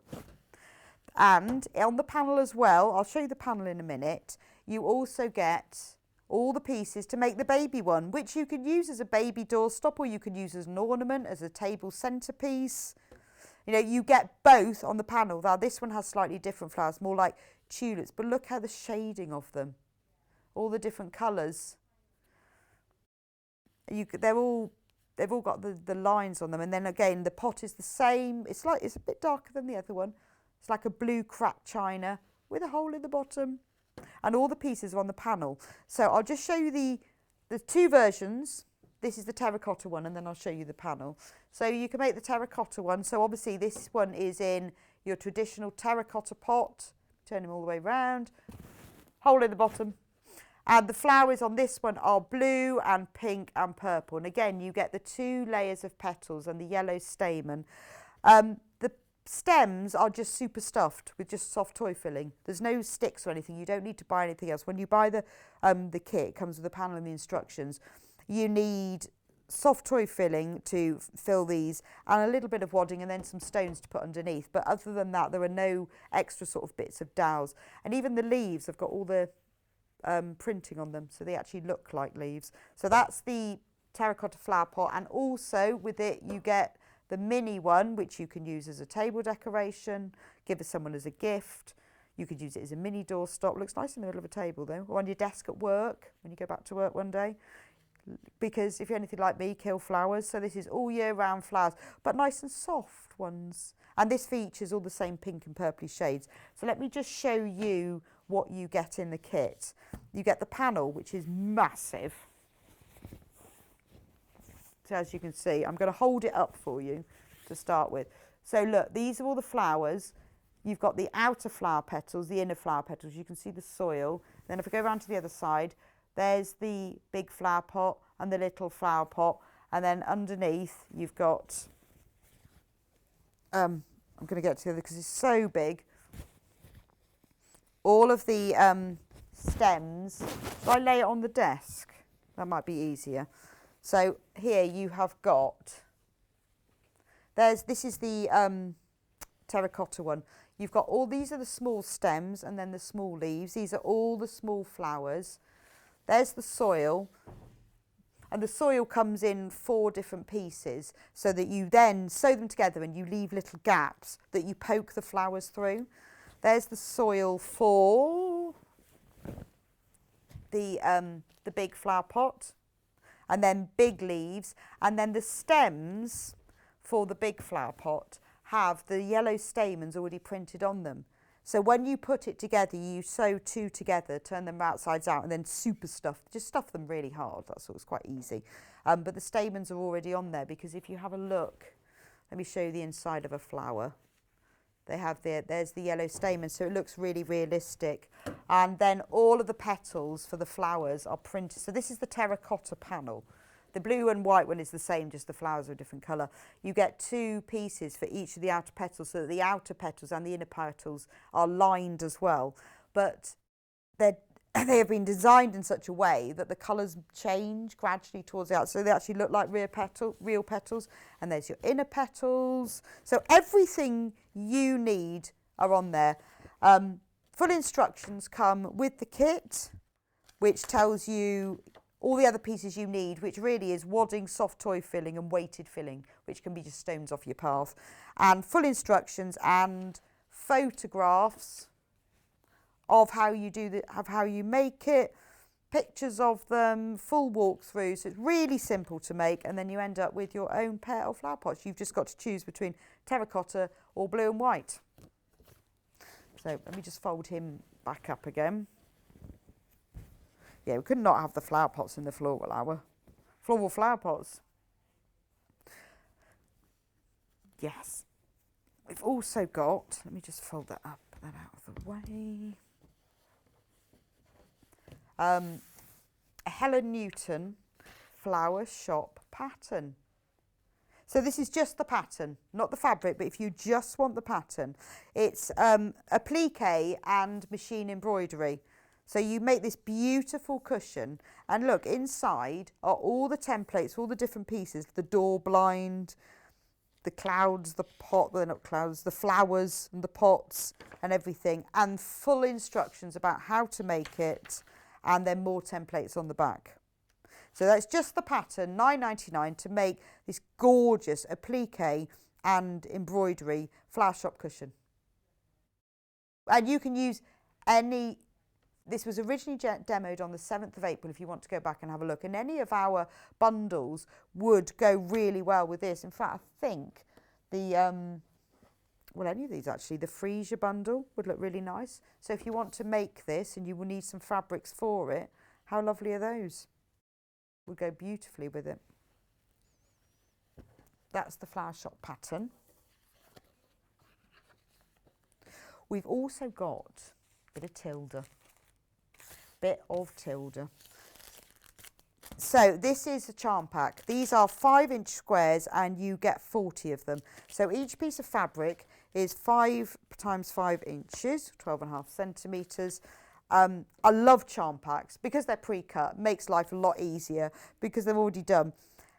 These are really good for doing, for working some of the applique designs like Helen's pattern, because if you look at the pattern, you know, she uses lots of small pieces of different prints and planes. So these are perfect for that kind of thing. But also, because they're pre-cut, you can just join them all together to make a big quilt. So you've got these beautiful colours. I mean, Tilda does have a colour palette of very sort of plums, a bit like William Morris has his own colour palette. A lot of these designers do. So you've got plums and teals. I love the plum and the teal works really well together. Really deep. And then beautiful larger prints. But she does have a very sort of clear, pretty, such a pretty fabric. Quite like a few metres of that. That's gorgeous. That would look nice on the flower shop thing. But it's lovely that they're little charm packs. And then some of them feature little animals. So you've got a squirrel there. Depends how it's cut, which bit of the animal you get, which is quite nice. So when you're making bigger projects with these, you see little parts of animals peeking out. You've got that lovely big floral print on a teal background. Little pretty print on more of an ochre colour background. There's the trees. This is so lovely, isn't it? I think that must be my favourite one because they look really lovely together, don't they?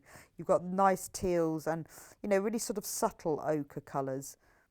But you've got 2 squares of each of the fabrics here. These are all upside down. I like the, it's not teal, it's more of a bluey green colour with the squirrels on the tree stump. That one's got the stag. It says not navy, because navy would be too bright, too dark for Tilda. It's more of a deep ocean blue. It's a maybe is that a French blue, I think. Oh, there's the lovely print again. So there's so much to choose from in here. Again, it's a lovely thing to have in your stash. If you're a bit of an appliquer, a hand sewer, or you do a bit of EPP, this is great for that. But also, if you want to do something simple, like maybe you think I just want to make a tote bag, you only actually sort of need 12 of these squares, and you join them together, and that makes a whole bag. So, well, obviously, I would use different colours.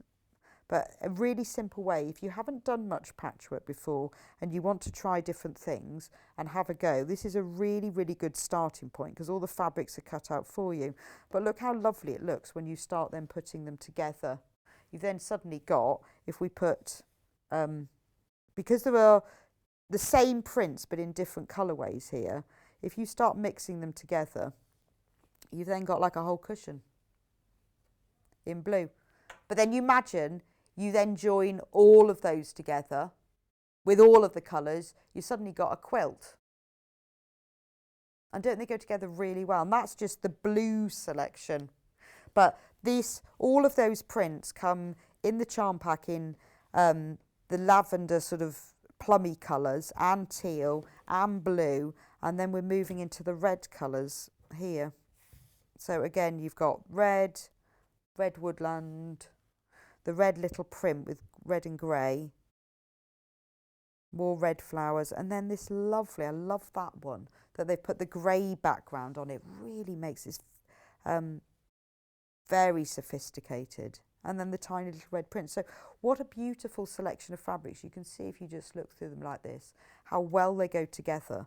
And lovely, very Tilda. If you know Tilda, you will love those. Unfortunately, we do have less than 20 left of those. So if you do want them, you need to put them in your basket and you need to check out. I'll just pop that back in there. There are a few other fat quarters in my floral flower shop today. Yeah, I just let them. So this is my floral fat quarter shop.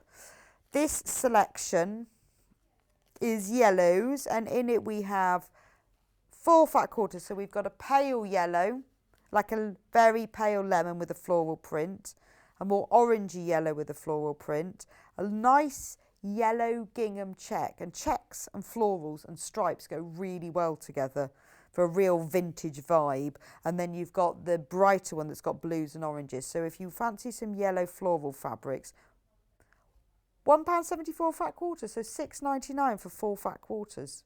So that's the yellow one. We've then got the red one. And again, in this, you've got, like a dark red floral fabric, a brighter red. Again, the red gingham, because it goes really well with these florals. And then just a simple sort of mid-range hue tone red, but with nice cream flowers. So if you look at that, what a lovely traditional red bundle. And I like the addition of the gingham. That would work really well as an accent print with them,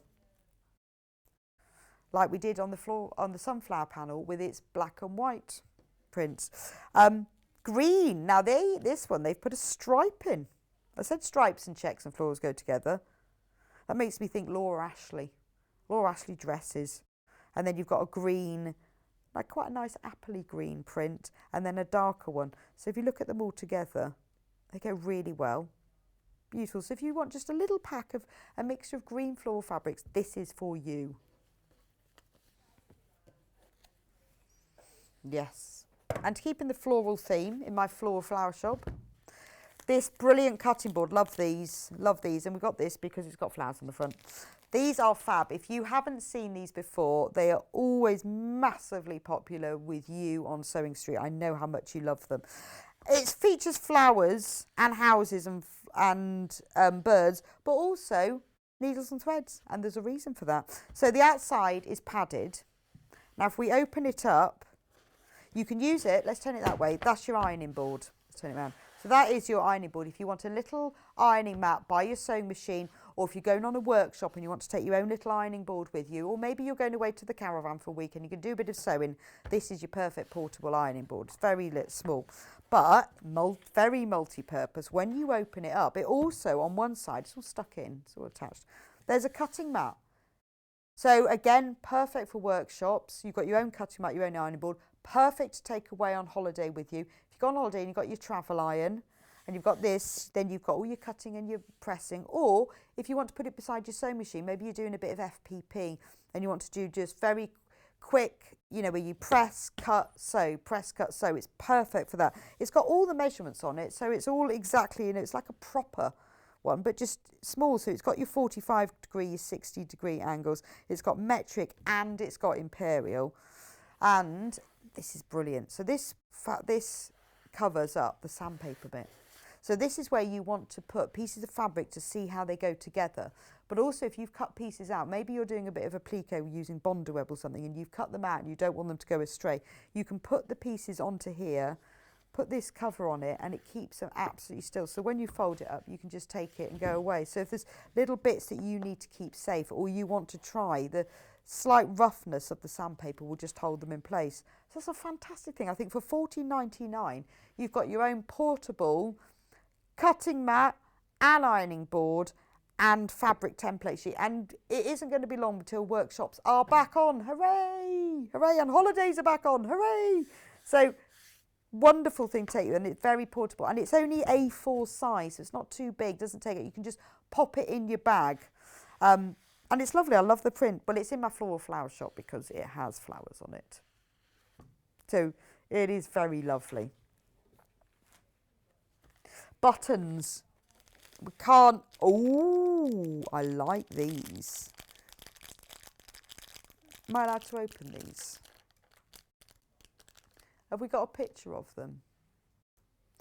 So in this, I mean, they are buttons, but a lot of people use these buttons. You can use them for clothes, I guess, but a lot of them use them for decoration so that you can put them, a lot of people use them for card making, but you can also use them to sew onto things. It's really nice if you're doing a bit of a applique, maybe even like the flower shop, you can sew these on. So you've got a watering can, a daisy, a packet of seeds.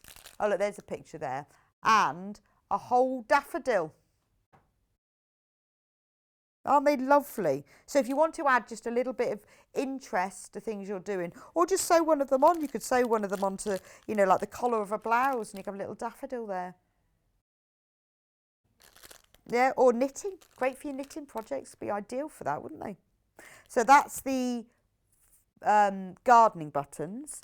Now I've got some wooden buttons as well. So these are flowers. We've got flowers and leaves. So we've got daisies. Oh, I've got to try and...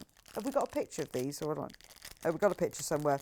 So we've got daisies and flowers and a flower pot, which I'm trying to release so you can see it. I'll have to show you a picture. But there is a flower pot. You can see the back of it there. But these are all wooden with 2 holes in. Look, there's them. So you've got the flower pot and the daisies and the leaves. So you could sew this onto something and embroider the stems going out from the flower pot all the way up to the leaves and the daisies, or use them individually. But I think 89p, wonderful. That's so lovely. Just add it to you. Just add that to your order, because to be honest, it's the sort of thing that you will use. I think it would just look gorgeous, wouldn't it? That you could just, if you wanted to make a card really quickly for someone, you could sew these onto the card. You can then actually, I mean, I found when I use cards, you can machine sew through cards. You could draw the lines on, machine sew the leaves and the stems, sew the buttons on, quick, very quick. Beautiful card as well, 89p. The next one we have is butterflies. Butterflies and flowers. These have been really popular.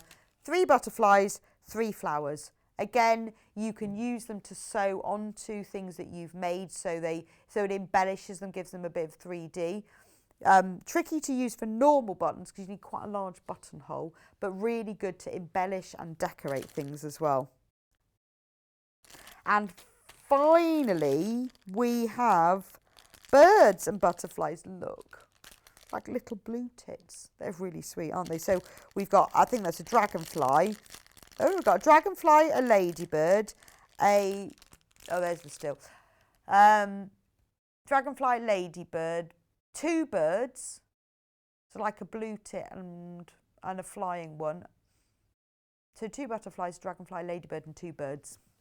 For your to carry on your flower garden theme. 89p. Bargain. I love buttons. It's nice to have, I mean, I always have a big collection of buttons, but I love these novelty ones as well. There's so many different things you can do with them. Right, so we've got 5 minutes. 5 minutes. So yes, as promised, the William Morris things that I didn't get to show you earlier. So let's start. I'm just move some. The magnets. So at 8 o'clock, if you weren't with me then, if you weren't up as early as I was, we had a whole William Morris hour featuring the brand new to us William Morris mineral fabrics, which are gorgeous, pared back neutral tones. There are still some of the mega bundle where we gave you 14.5 metres of fabric for the price of 13.5 metres. They're all the neutral tones of William Morris prints, but pared down. The tonal range has been pared down to give you that really neutral palette while still keeping the William Morris theme and colour and patterns in there. So that's 97.37, and there are still a few of those left if you weren't with us at 8 o'clock to see them all. But they are beautiful, aren't they? They are all William Morris's traditional prints. They are quintessentially Morris, but in a lovely pared down neutral palette. But if you're thinking, oh, well, I like William Morris, but what else could I have? We've got quite a few. So we've got these little magnetic bookmarks. Aren't they gorgeous? So like, I'll show you them. They're the same on the front and back. So you just push them over the pages of your book, and then the magnet will hold them together on the top of the pages of the book. Aren't they gorgeous? Featuring, obviously, the traditional William Morris prints. Lovely for you, lovely gift for somebody. If you're buying, say, someone a book for their birthday, really nice little add-on to put in it. But, you know, or maybe you've got, you know, somebody who's going off to university, or someone who's taken their exams and, you know, you want to buy them a good luck present or a well done present. Perfect for recipe books. It's like using those little post-it notes, but nicer. And so they will hold together because they bend at the top, and they sort of go together over the top of your page. But they're really nice, aren't they? $3.99. $3.99. Pardon, Kat, sorry? Yes. Right. So that's the William Morris magnetic bookmarks. Now I've also got a stitch remover, nothing to do with William Morris. Oh, I'm going to... Sorry. Can I just sanitize? Oh my God, I found the multi-purpose cleaner, but not the sanitizer. Didn't really want to put that on my hands. Sorry. Don't know where that came from. This, now we're showing you this day, nothing to do with my Flower Garden Flower Shop. It's because it's back in stock. Flower Garden Flower Shop. I'm going to open it up. It is the Bridgewater Stitch Remover. Now it looks like a lady shave, but it isn't. Don't use this on your legs. It's so much more. So it comes with the cable, the charger, a little brush to give it a clean, and a little bottle of air. A bottle of air. It's to clean it out. I was thinking, why have they given you? It's free air. No, it's to clean it. Free air there, but it is to clean it. And so it looks like a lady shave, but it isn't. It is for removing stitches. So if you want to remove stitches, and maybe you've got a lot of seams that you want to undo, there's a bit of a seam, as you can see. Now it's very safe, it won't cut you. I'll show you. Look, hand's still intact. Doesn't leave a mark. So it's very safe, it won't cut you. It is designed specifically to cut stitches. So if you take your seam and open it up, and then you keep it flat on the surface, look at that. It just cuts them. Can you see? It's also really good for, and it's funny, one of the questions that we had once from somebody was, how do you remove embroidery? I'm thinking, why would you want to remove embroidery? But, you know, maybe when you buy, look at that, it's amazing, isn't it? When you buy something with a sort of a heavily embroidered motif on it, so it's not so sharp that it's going to cut the fabric, but it's sharp enough that it will undo the seam. You just have to keep it flat and it just undoes it. Look how much quicker that is. Makes life much quicker. So, you know, and it's not just for mistakes. You know, sometimes when you do a long stitch seam and then you need to undo it afterwards. But if you have something that's heavily embroidered with an embroidered motif on it and you want to get rid of it, then you can just lay this across the surface of the fabric and push it, and it will cut through.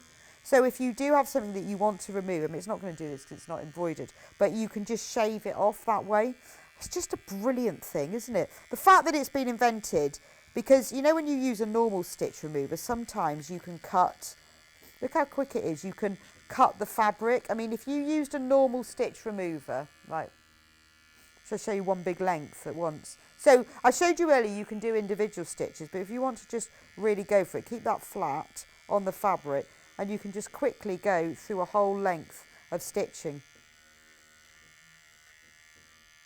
So look at that. Amazing, isn't it? It's just one of those gadgets, you know, when you think, oh, I've got a seam and I need to undo all of that. You'll never do it as fast with a normal stitch. And I wouldn't actually use an unpicker. And if you do it this way, it's even quicker. I wouldn't. No, and I have to say, we never charge ours, and it's always got charge. But look how quick that is. I wouldn't want to use, I do use stitch rippers, but not sort of just all the way across. I do it sort of more individually because they can cut the fabric. But with this, it cuts the threads, but it won't cut you, and it doesn't cut the fabric either. And that's the same as if you want to remove a piece of embroidery that's quite dense, you can do that with this as well. So $29.99, fantastic gadget. And it does come with the brush so you can clean it all out, the free bottle of air. I love that. To just you know, if you've got dust and stuff in it, that's what that's used for. And the charger, and we never charge ours, and it's always charged. All for $29.99. Finally back in stock. Keeps going out of stock because you keep buying it because it's so popular. It's such a good thing. Just close it up, and it comes in a box, which is always nice, isn't it? Right, we've got to go for a break now. Whole hour on my flower shop gone. So lovely to see you for this hour. We've got Jules back with us in just a couple of minutes' time, who's going to be showing us how to make pumpkin bags. That's not bags to put pumpkins in, but pumpkin-shaped bags. Gorgeous, with some fabric bundles and kits to go with them. So I'll see you back here in just a couple of minutes' time.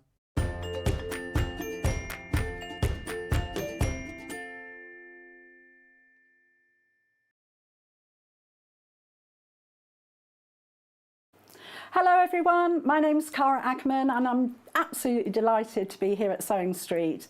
I actually originated from Hertfordshire, then went down to Hampshire and then it ended up in the East Midlands. I've been in the East Midlands for about 40 years now, which seems crazy, but 36 of those I actually worked with DMC Creative World, which was wonderful. I really, really enjoyed that. And then I decided to go freelance, and that's how I got introduced to Sewing Street. I love doing anything to do with textiles, so embroidery, cross stitch, patchwork, done a bit of quilting, bag making, toy making, oh goodness, there's loads and loads of things. What I love doing is just trying something new, and I think one of the tips is don't be frightened of trying something new. You always learn from it, and you know, don't be scared of making mistakes either. We all learn from the mistakes that we make. Little bit about me that you might not know, and that's a bit of a surprise. I once went to the garden party down at Buckingham Palace, the Queen's garden party, for some work that I did with Marie Curie. I was so lucky to go there, and just a wonderful time. So I hope to see more of you on Sewing Street, and I hope to try lots of new crafts with you. So see you again soon. Bye-bye.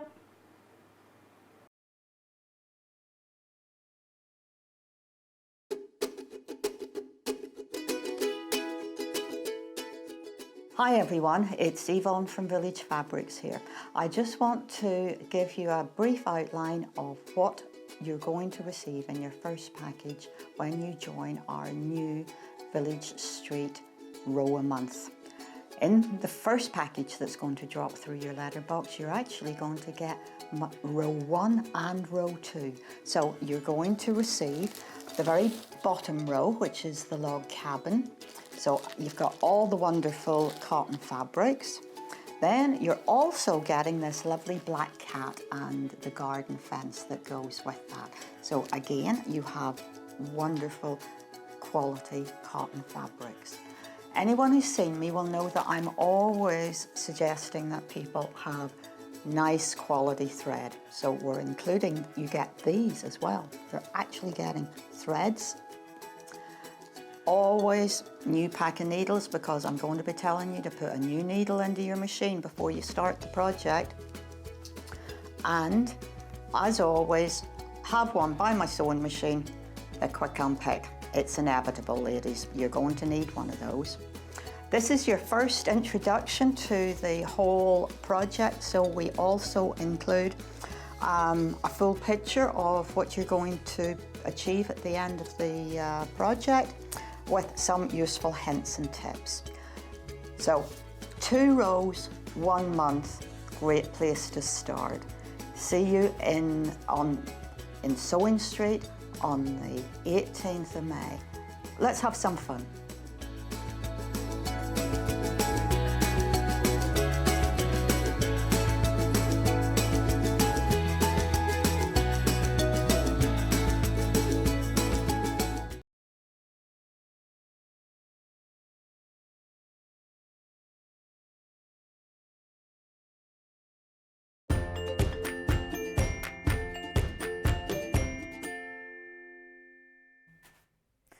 And welcome back to Sewing Street. We've got a wonderful hour, last hour of Sewing Street today, before we move on to Yarn Lane. And we've got Jules back with us, who is going to show us how to make these gorgeous pumpkin bags. I said to you before, they're not pumpkin bags, as in you put pumpkins in them. They're pumpkin-shaped bags. Now, in the pattern and the kit, there is enough fabric and the instructions to make all 3. So there's a baby one which does have a handle, which just I put a plant pot in mine. So there's a little one. You see how solid, well they're not solid, they're soft, you could even put them in your suitcase if you want. But because they're quilted as well, they stand out. So you can use them, you know, to storage things, you can fill them with sweets. I think chocolate limes would look nice in this one. Do you like a chocolate lime? Getting a bit hungry there. Yeah, I'm getting a bit hungry now, but I have a pot of chocolate limes in the middle of my kitchen table because I like them. Or, if you put the handle down, you can use it to put, yeah, Joe's going, chocolate limes? Have you never had a chocolate lime? Oh, lovely. Never lived. Really? Are they old sweets or something? Yeah, I suppose they are. You can buy them in the supermarket. They're like lime on the outside and a bit of chocolate, like a boiled sweet. We all know what chocolate limes are, don't we? So you could put a flower in them. Then you get the medium basket. And look, let me show you inside. All lined, beautifully lined. And then there's the base. But what I like about them is that they look really solid, don't they? But they're not. You could just fold them up. So you could take them on holiday with you. And then when you get to your hotel, there we go. Instant storage. Put everything in them. Bit of home. Well, yeah, you could fill one, you know, with your makeup or your cosmetics. Yeah. All the toiletries that you steal from the hotel. Not me then. That is an important part of going to the hotel, isn't it? It's getting all the toiletries, Yeah. putting them in. And then a large one for the face cloth. Towel. The towel, don't think you get a towel in it. But you could also use them to store your sewing supplies. So you could fill them with thread or your little press fasteners and things. You could put fat quarters, bundles and all sorts in them. Anyway, for all 3 sizes in the kit, there is enough to make all 3. So let's start with the first one, which is the colourway that I've just shown you. So in the kit, you get the instructions, which are 3 sizes, everything you need to know in there. Should we open them up? Have a little look. Ooh, that's all right. Sometimes, you know, when you open these plastic bags, you think, was it going to rip? It is. So, nicely presented in a bag. Then you've got everything you need to know inside with templates as well. So let me open that up. Little lovely, really cute little hand-drawn diagrams, and then all the templates to make, that's for the base, and then the measurements are on the sides. Everything you need to know is in here with full instructions and little pictures as well. Very, very comprehensive, beautifully presented. And then in the bundle are 2 meters of fabric. So in this bundle that is called Hearts on Orange, you get 1 meter of Hearts on Orange. And then you get 1 meter of like a zigzag in mustard. And they go together really well, don't they, as you can see from the basket? Look how well they go together. So you've got hearts and oranges. So you've just got to choose which colour you like the best, which I know is going to be tricky. Which colourway are you going to be showing us? I'm going to do the pink. Right, I'll show that one next then. So the colourway that Jules is going to be showing us is this one. So again, obviously you get the pattern. And then you get 1 meter of this lovely mint floral. So this is called Posy on Mint. And then 1 meter of this pink spot. Now, because you get 1 meter of each, you can choose what's used for the outside and the inside, which for the binding, which for the handle, or like the set we've got here, you can do 2 in with 1 on 1, so you can choose which way round you do them. So that's the mint, Posy on Mint bundle. The next one, if you prefer a bit of a mustard and navy feel, well, no, it's more, this is more sort of pale terracotta. This is called the Mode of Folktale Trip. So you have got 1 meter of this lovely geometric, looks a bit like cross stitch, in a sort of a pale terracotta colour. And then you have 1 meter of this mottled navy fabric that picks up the colours really well. And then finally, because you've got a choice of 4, this kit, which again has the instructions, and then you score the ice cream cones. So this is for your son. This would be perfect for your holiday stuff, wouldn't it? So you've got 1 meter of the yellow ice creams. Yeah, take your food down the beach. Fill it with sandwiches. I thought you'd say fill it with sand. Fill it with sand. Fill it with sand. Well, fill it with sandwiches and then it'll be filled with sand. Put a few cans in there of Coke. And then 1 meter of the blue with the white stars. So there's a lovely choice here there, whether you want sort of mint floral, orange hearts, more of a sophisticated navy and terracotta one, or you want this fun ice cream one. Also, if you want just the instructions on their own because you've got your own fabric, we are selling them just on their own, £6.50. So you can choose. They're always really, really popular, so you just need to decide whether you want to choose our fabric bundles, which are fantastic value for money, and we've chosen so the colours coordinate, or whether you want to buy just the pattern on its own for £6.50 and make your own pumpkin bags. Okay, very, very nice. So, Jules, what did you think? Welcome back, firstly. Welcome back. Thank you. Yeah, it's good. If you've done any of Beth's patterns before, this is just like putting your slippers on. Oh, right, it's okay. so straightforward. In fact, I would hazard to say that that's probably one of the simpler of the patterns that I've done. Yeah, it's really good, straightforward, goes together really nicely. Yeah, it's good. I just like the way that she uses quilting techniques and dressmaking techniques together to give it some form and structure. Well, it's amazing that it is so structured. You'd think it would have some like the foam. Yeah. But this is just your normal fusible wadding, in there, which we called H640, but is a fusible wadding. You don't necessarily have to have it fusible either. No, you could just use a normal one, but it looks like it's got Styleville foam interfacing on it, but it's great because you can pack it away. I think if you did put something like a Bosal or a Styleville or something like that in there, obviously it would make it a bit more rigid, and you could use it for other kind of but even like that, projects. Fruit bowl. Oh no, it's good fun. Yeah, and I love the way that they're just you can fold them away. Yeah. It's almost like Matryoshka dolls, you know, where you go down. Yes. I think you could probably go down one and go up one if you. But it's interesting the construction of them, that how it works, that it creates this sort of rigidity without it being solid. Yeah. So where do you start? So first thing is, obviously when you've unpacked your pattern, we always get our little templates.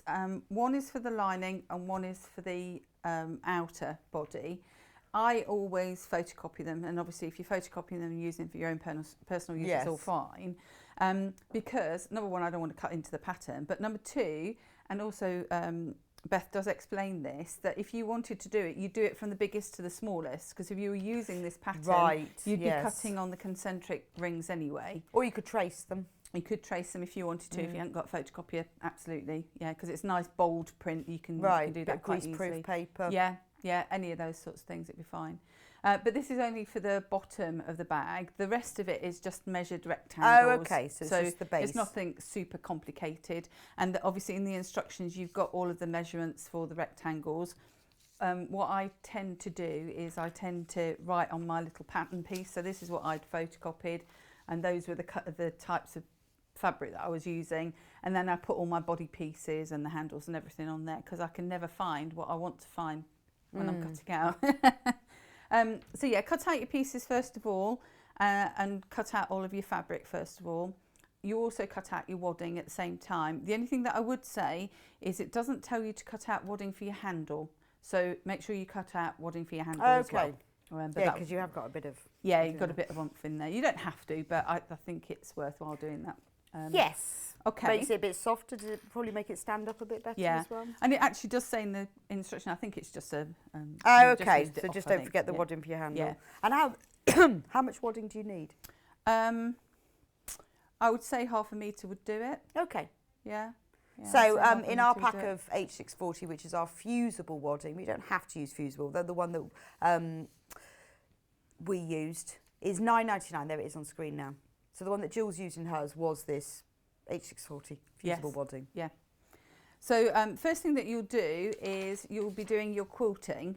So you'll want your pieces. I've partly done it, so kind of look at this bit just to save time really, so that we can get through it. But it's something that she does on a lot of her, well, all of her projects that I've done so far. So it's a very familiar technique if you've used it. If you haven't used it, it's a very simple technique. So you'll have the outer fabric, which you put face down, the wadding that you put on top, and then your lining fabric on top of that. There is on this bag, there's an extra piece of lining fabric to outer fabric. Don't worry about that. all will become clear. But so you haven't gone wrong. Don't think I've got to chop that off, If you or I've got to realise adjust one's it bigger, round. you haven't gone wrong. No, you haven't gone wrong. Just leave it as it is. Okay. And then take it to your machine and just do some wiggly patterns, or some. You can practice your free motion. Oh, okay. Does it matter what they're like? Just No. wiggly? No. However you want it to be. Okay. Just as long as they're quilted together, it doesn't really matter. I would say you're probably going about 1 inch to 1.5 inches in separation, but yeah, just something to hold fill them your together. boots. Play, yeah, have a play. And is that what gives it the structure then? Partly. The other part is making darts in it, Right, which we'll get to okay. in a second. But yeah, do that first. And then once you've done all of that, so you didn't want to watch me doing my squiggles, you will have your length of the bag, which will be flat. I've done darts on this section, so it will be all flat. And the next thing that you do is you need to mark where your darts are going. So on this, the darts at the bottom are bigger than the darts at the top. So that gives it that kind of bowl shape. So yes, that's good. So it just starts with a simple rectangle, but by changing the size of the darts, then, let me show you, you can see, by changing the size of the darts, then that gives it smaller at the bottom and bigger at the top. Yeah, I quite like them. They're quite chubby. I like that. I know, I like them. So your long length of triple layer now, you'll just need to mark it up, and there's marking instructions in the instructions, but basically from the left hand end, so your right hand end you've got the extra fabric, from the left hand end you're going to be marking 1 1/4 inches first of all, and then 2 inches on. Oh, okay. So the way that I did it, Beth tells you to do all of the bottom and then all of the top. I found when I did that, because you can see how it starts to ruckle up when you've done one set, and I couldn't get that flat enough to make my 2 inches apart. Okay. So what I did was I just did 2 inches top and bottom. So as I moved along, I got my 2 inch mark there, and I just did a quick friction pen top and bottom, and then I decided which was my top and which was my bottom, and I put a little mark. So either the top is, so the top of the bag is 1 1/4 inch, and the bottom of, no, 1 3/4 inches, and the bottom of the bag is 2 inches. So it's slightly longer on the bottom. Okay. So that's all I did, just went along and put my marks in. Then you want to use pins here because it's easier to turn a dart with a pin in it. Right.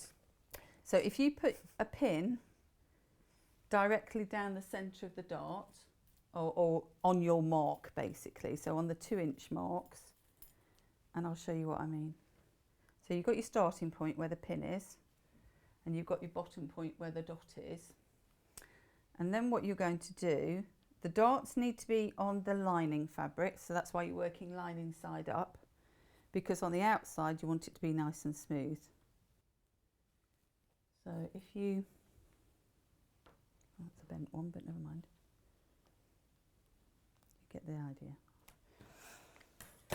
So now what you want to do is have your finger underneath where the pin is and roll it over your finger, and then the pin will keep it in the straight position, and your dot will tell you where you're finishing. On the 2 inch seams, which are the bottom of the bag, you need to do just a bit more than 1/4 inch at the top of your dart, and on the top of the bag just a bit less. So again, we're putting more emphasis on the bottom to give it more of a form. Right. And then just stitch your darts. So we'll be stitching from the top to that little point. So now I've got it folded, I'll take my pin out. Oh, I've still got my zipper foot on, it'll be fine. And then go all the way down. The pattern on its own, half of the stock is gone. So if you want just the pattern, you really need to pop that in your basket and check out. But remember, the kits that have the 2 meters of fabric together, there's enough to make all 3 pumpkin bags. And you want to do a little back stitch when you're at the end, not at the top. Don't worry about the top because you're going to sew over that. So find your dot, go from the top to the bottom.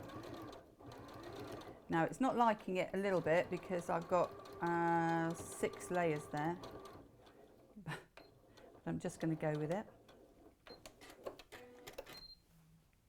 So keep going, finish all your darts off. So I did a few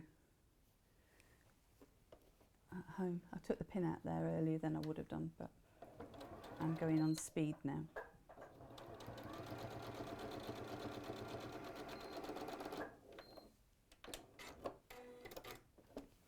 So you do all your top and then you'll do the other side. So I keep taking my pins out. I'm not a pin I'm not pin friendly. I've got my pins in there, but I'll take them out before I actually need them.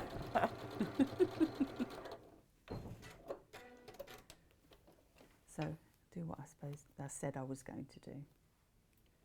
But it's the easiest way to mark it, isn't it? Yeah.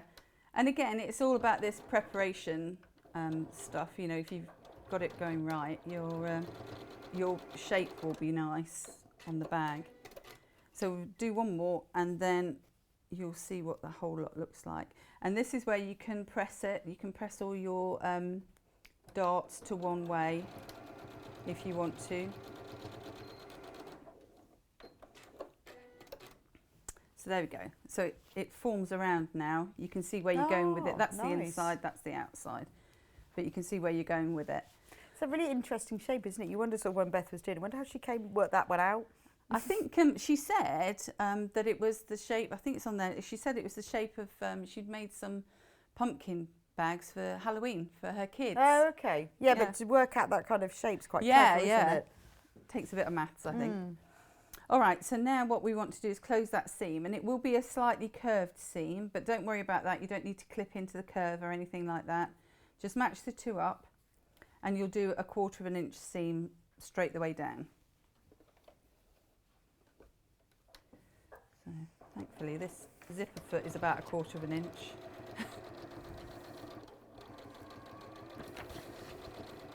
Okay, so the next thing that we're going to do is neaten that seam.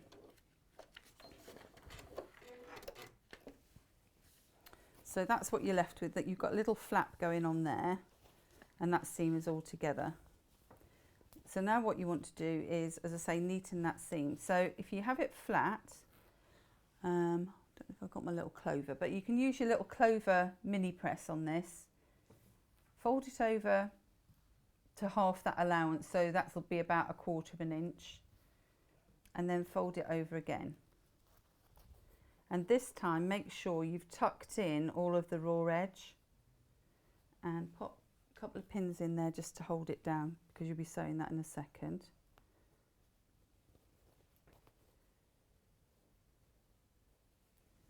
So there we go.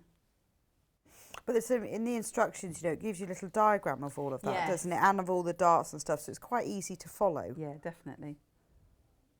Okay, so now what we're going to do is we're going to stitch, but I want to stitch as close as I can to that edge, probably about 1/8 of an inch in, so that I hold everything all together.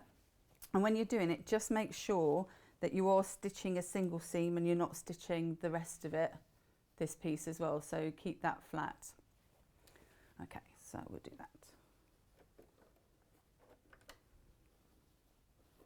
So that's quite straightforward so far, I think. Yep.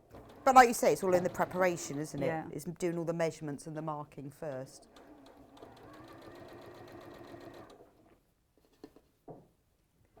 Make sure everything's out of the way.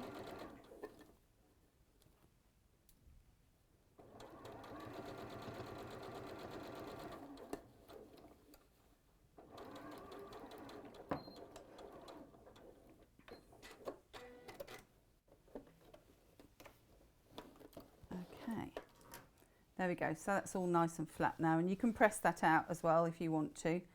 So that's what we're looking like. The next thing we want to do is to sort out the bottom. So you'll have your 3 pieces that you'll have cut. So you cut it on the fold. So what you'll have cut will be like that. The lining put down first. Then on the top part, I've already fused the top to the outer. And again, you think you've gone wrong because you have actually got space around it. But we're going to do a similar thing to what we've just done on the side seam. Right. So we're going to cover the workings But the first thing that you want to do, and I like this bit, this is a fun bit, is to, we're going to do a little spiral on there. I'm just going to change my feet. Oh, I see. I love a diagram of a spiral. It looks like a slice of a log. Yeah. Oh, hello. Yes, you just go round, which I guess gives the base some structure as well. Yeah, it does. But when you're doing a spiral, start from the outside. Don't start from the inside. It's quite hard to start from the inside. Also, what you want to do is you want to make sure that you've anchored the whole of the outside. So I would go round all of the outside with about 1/4 of an inch seam. So just hold it and kind of turn your left hand. This is my driving hand. And then when you're coming back to the beginning, which will be in a minute.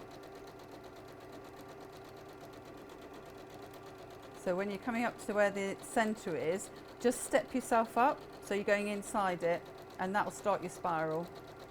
So you can keep a similar sort of working distance from your original line of stitching, and then as you're getting towards the centre, it's going a little bit more, a little bit smaller and a little bit smaller. And you can do what you like on here. You can kind of vary the width. It's just really to anchor it. Okay. There you go. So you have a little spiral. You can go as intense or not as you want to. Yeah. So then we've got to attach these two together. So make sure you know which is your bottom, as it were. That's important to know which is your bottom. Which is your bottom. You can't hear what we can hear. On the situation. Right. And you want to put right sides together. So going up the bottom. Obviously. And this is where you will need your pins, ladies and gents. Ooh. So what you want to do is you want to match the bottom. you want to match the inside with the inside of your spiral at the bottom. And this is going to look really quite spiky. It looks like a hedgehog by the time you've finished. But you need to pin all the way round. And you need to, at this point, make sure that you're, I know we're doing a curve, but make sure you're as flat as possible on the curve. Okay. If you see yes, what I'm saying. Yes, I see what you mean. So do it in small bits, because then you've got more or less a straight line. And pin it all the way around. And when you are sewing, you're going to be sewing from this side. So that's why I'm pinning it up this way. Up the bottom. Up the bottom. So you can see where the edges are. Does it fit round all right? Yeah. You know. Yeah, you just have to manipulate it a little bit, because as I say, you're going, you've got a straight-ish edge against quite a curved edge, but yes, it does. And you know what? If it doesn't fit, you've got darts in here. Yeah. So you can just increase or sort of- decrease the yeah, dart. Yeah, because you're not really going to notice that, because there's so many darts, and with all the extra quilting on it as well, Yeah. that you won't really notice. Kind of gives it a sort of rockled sort of look to it anyway. So this is where you're going. I will show you how to start off with this, but I won't complete all the way around, because I've got one that's the next stage on, just because I'm conscious that I'd like to get to later stages, because we kind of do a lot on the early stages, don't we? And then Yes, and then we're going to run Don't out of get time to now. Can't tell you how to finish it. later. Right, okay, so nearly there. Well, you've made 3 of them, so they must all fit. Yeah. And I didn't, I think the only thing that I adjusted on one was the top band. Everything Okay. else fitted perfectly, and I think that was me. I was just being overzealous with how much I'd put on the darts. So, right, okay, there we are. So yes, look. Can you see? Perfect. Yeah, no, it does fit beautifully. Okay, I keep putting. There's a bodkin in here. Keep And picking there's the a few bodkin up. needles as Yeah. well, and I always seem to. It's weird. If I was Get the trying to pick needle. up the needle, I'd never get it. You'd never get it. So now this is the important bit. You want to be sewing. So this is your seam you want to be sewing Yeah. on, and there's a lot of stuff going on. So just make sure that you're sewing the right bit, really, is what I would say. And you're on a 1/4 of an inch seam on this. So start somewhere, doesn't matter where. And just have to kind of pay attention and go round the curve. And once you've done this bit, just before you go on to the next bit, go around and just make sure you have sealed everything. So you see with this, you might just want to push that bit across so you've got a flatter area. And you're not going wrong, it's just how it is, because there's a lot of material on this outside bit.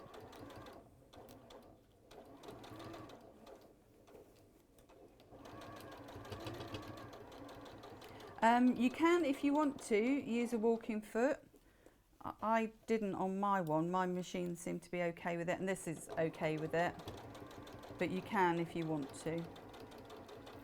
I sometimes find with a walking foot, I want to see the 1/4 inch more, and sometimes I can't see it so well on a walking foot.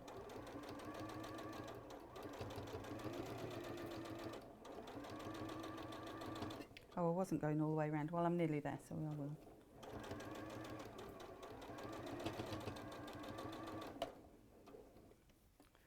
Okay, and then I'll just show you what goes on with the next stage.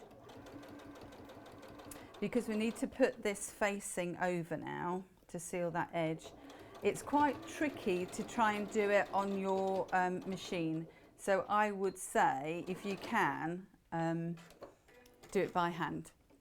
Okay. Because now, what I say, just check your inside that you've caught everything around. Make sure that everything's doing what it should be doing. And then on this side, what you'll do now is you'll do some hand stitching on here, because if you had to try and fold that and then pin it, because it's on a curve, it's not an even fold. So when you get to there, you've stitched that little bit, you'll tuck underneath, and it's not an exact science, this bit. It's just sort of a covering. So you'll tuck it in and you roll it over, and then you'll whip stitch it around. Yeah. Okay. So once you've done all of that, you have then got that's my handles, one of these. So that's the next stage on. So you can see. So it's just a nice, neat, and I guess that also gives it a bit of structure, doesn't it? Yeah. Because there's a bit of bulk inside, so that sort of holds the base out as well. And it's not going to roll itself back in again then. All right, so that's almost there. So the next thing that you'll do is you'll make the top binding.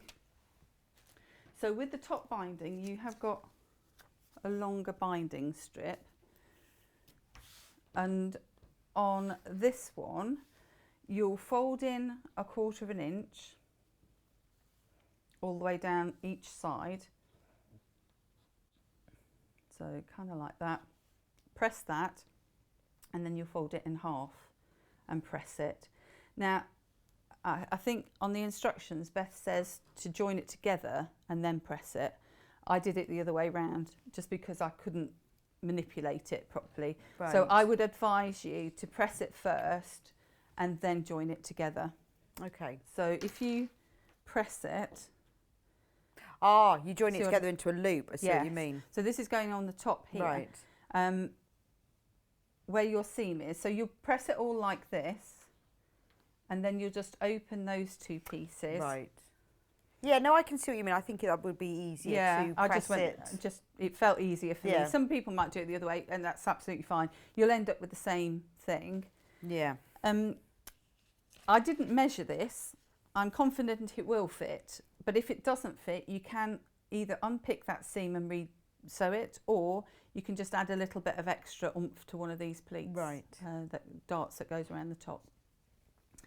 And the next thing that you're going to do is, you don't have to do it front or back. It doesn't really matter which way around you'll do it, but you're going to seal the edges in. So I've found my seam and just lost it. Find the seam. I like to put seam to seam. So if you pop that over, what you're going to do is again just clip around it. So you're enveloping the raw edge in between the binding edge. Just go around, and then you're going to sew it. You're going to do a top stitch to sew it. And actually I might turn it back again and do it from the front, so I can see where it is. You want the front to be the neatest part about it. Not that the back won't be neat, but... Yes, but if you had a choice. Yeah. Just wanted to spot my seams. And I think it's worthwhile clipping it, just to keep it in place while you're doing it. Right, okay, nearly there.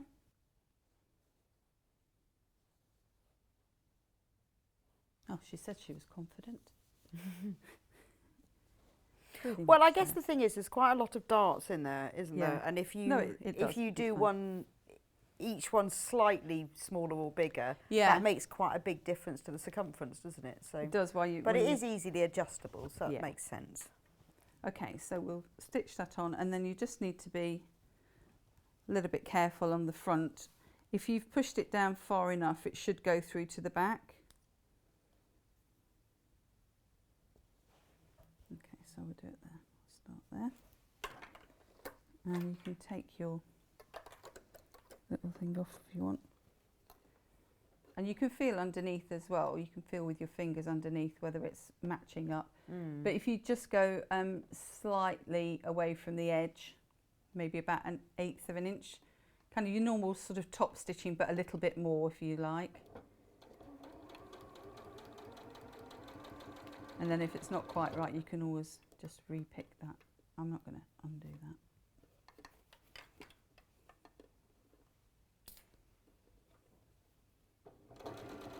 And then we're almost there. The next thing to do is to make the handles, which I'm going to have a pleat in there just because I can't be bothered to undo it. But you would at home, you would undo that.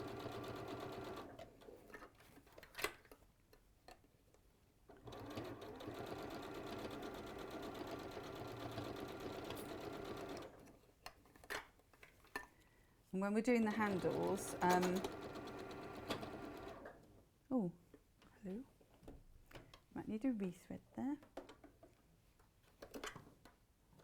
Oh, right, okay.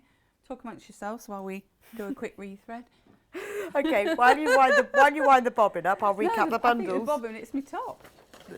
Have you? So the one that Jules is working with is the Orange Hearts one, and in that you get the full pattern, which is there. Oh no, sorry, the one that, it's because it's been sat on my desk and I've been looking at, yes. The one that the sample is made out that I've been looking at, so that's what I'm thinking. It is the Orange Hearts one. So you obviously get the full pattern, which has the template and all the instructions, everything that Beth's been talking about. You get 1 metre of this lovely orange heart fabric. It's great, isn't it? It's got bright orange hearts and then cream hearts on a sort of an apricot-y coloured background. And then you get 1 metre of this mustard coloured zigzag fabric and the pattern. The one that Jules is working on, which isn't this one, is the mint posy. So again, you get the pattern, you get 1 metre of this lovely mint coloured background with posies. So pretty and summery, isn't it? You know, it's very bedroom, isn't it, as well? Very bedroom with this beautiful pink spot. They go so well together, don't they? Really nice. But you get 2 metres, that's loads, isn't it?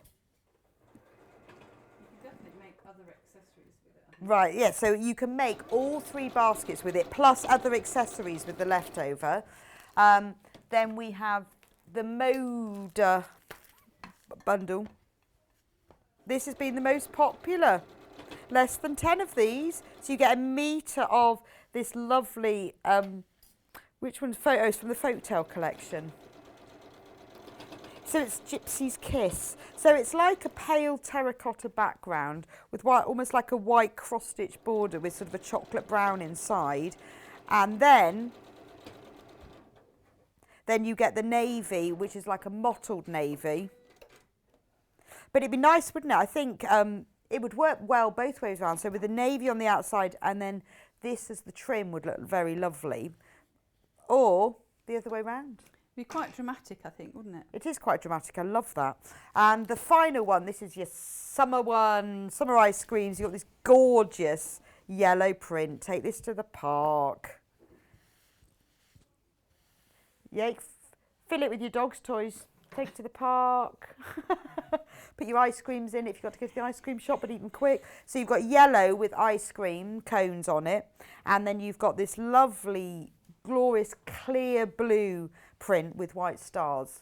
And again, you know, works either way round. And obviously the pattern. So those are the 4 bundles. The pattern on its own is extremely popular. We only have 30 left of those if you want these. £6.50 for just the pattern on its own, where you have to use your own fabric. So if you want to buy just the pattern, remember, write down the date today, 17th, so that you can watch Jules's demo back when you get it home. Watch that again, and then it will be easier to make the design. So Jules has made hers with the fusible wadding, which we call H640, but basically it's a wadding which has one side of it that's fusible. We have that £9.99. You've got a metre here, which is more than enough. You probably only need half a metre, so you can make another set. But it's a really useful wadding because it is fusible. If you have a look on one side of it, it's got gluey dots, so it will stick on one side. We call it H640, but it's a fusible wadding. And we do have some other projects from Beth. If you love her makes and you've missed any of her other patterns, we have this one, the bubble pods. So these are just the samples. These are instructions only, they're not kits. But these the pattern here makes these 2 lovely little pods. Look, you can hang them up. Fill them with things. Or you can just hang them up in utility, put your pegs in. All sorts of places, or you know, they'll sit on a work surface, it's up to you, but they've got the little handle hanging up. This is the pattern for the bubble pods, not the fabric. £6.50 for the pattern. That will make both of the sizes of the bubble pods. The other one, the storage pods, so these are a slightly different shape than we have. It's just the pattern, £6.50, and that makes this. So again, you can hang it up on a hook. They're deeper than the bubble pods, but you can fill them with all different sorts of things. Great for things like hairbrushes. But you know, if you've got plastic bags or you've got cotton bags and you put bags in bags, they're ideal. So you can just hang that up, or hang it up in the hallway. Use it to chuck all your keys in as you come in the house. Put your keys in your wallet. Those are the storage pods, £6.50. And finally, before we go back to Jules, is the sparkler quilt block. So this is foundation paper piecing. Shall I show you what it looks like? Look at that. That is stunning, isn't it? So it's like a piece of, this is wall art, isn't it? This is what you hang up on the wall. Beautiful. But this is foundation paper piecing. So if you haven't tried this before, or if you want something that's a bit different, you know, you don't often see something quite as stunning. Features machine embroidery as well, but it's beautiful. And that is the pattern. £6.50. Finally, I missed a lovely pouch. It was hiding behind the pumpkins. And it's called a lovely pouch. It's not just me. So there's a lovely pouch. I like this. It reminds me of like a baseball glove. Yeah. It's only recently been on, and because this was on the 24th of April. It's got eyelets in it, and then it's tied up, so you can use it and you can turn they've got the top turned over, and again another little storage thing. I love the ties on it. I think they're gorgeous. Yeah, but wonderful for putting Christmas gifts in and things. I think it's just lovely, isn't it? It says a really quick project. You won't need much material to make one, approximately 2 fat quarters. A fun, original idea for a storage item. Or again, you know, you could use it for a plant. I think it'd work quite well with a plant. Love a plant. Love a fake plant. I was going to say, just point out that's fake. You should keep pulling the leaves up. I love flake plants because they don't die. Anyway, those are all the patterns that we have at the moment from Love from Beth, if you want to buy the patterns only. But today it's all about the pumpkin bags. So what do we do next then, Okay, Jules? so we've got around there. So we'll just do the handles. So you've got your wadding in the middle of the handles. Take 2 of the handle pieces and put them face to face, and then put them on top of the wadding, which seems a bit counterintuitive, but that's the way you do it. And you'll sew all the way round with a 1/4 inch seam, but leave about 3 inches in the long section. Okay, what are we doing for time? I'll do a quick, because then you'll see how it turns through. It turns through quite easily because you're leaving a centre section. And then once you've turned it through, you'll press it down, make sure it's all nice and square, and then do a top stitch around it. So you make yourself a little kind of handle strap. Do you know what? There we go. That's why I was thinking I'm going a bit slower than normal.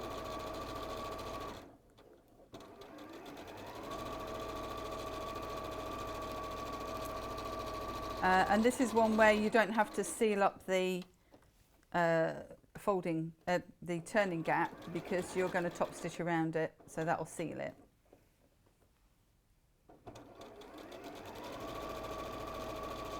Just quickly.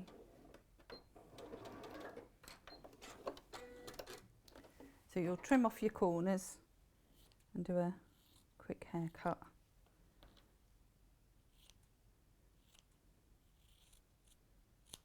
And then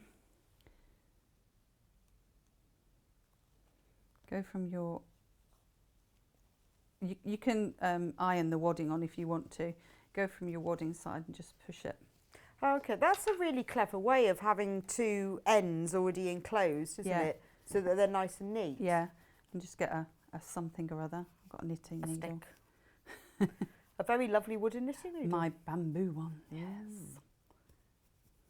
It's funny, my mum could never use metal knitting needles, so she always had bamboo knitting needles.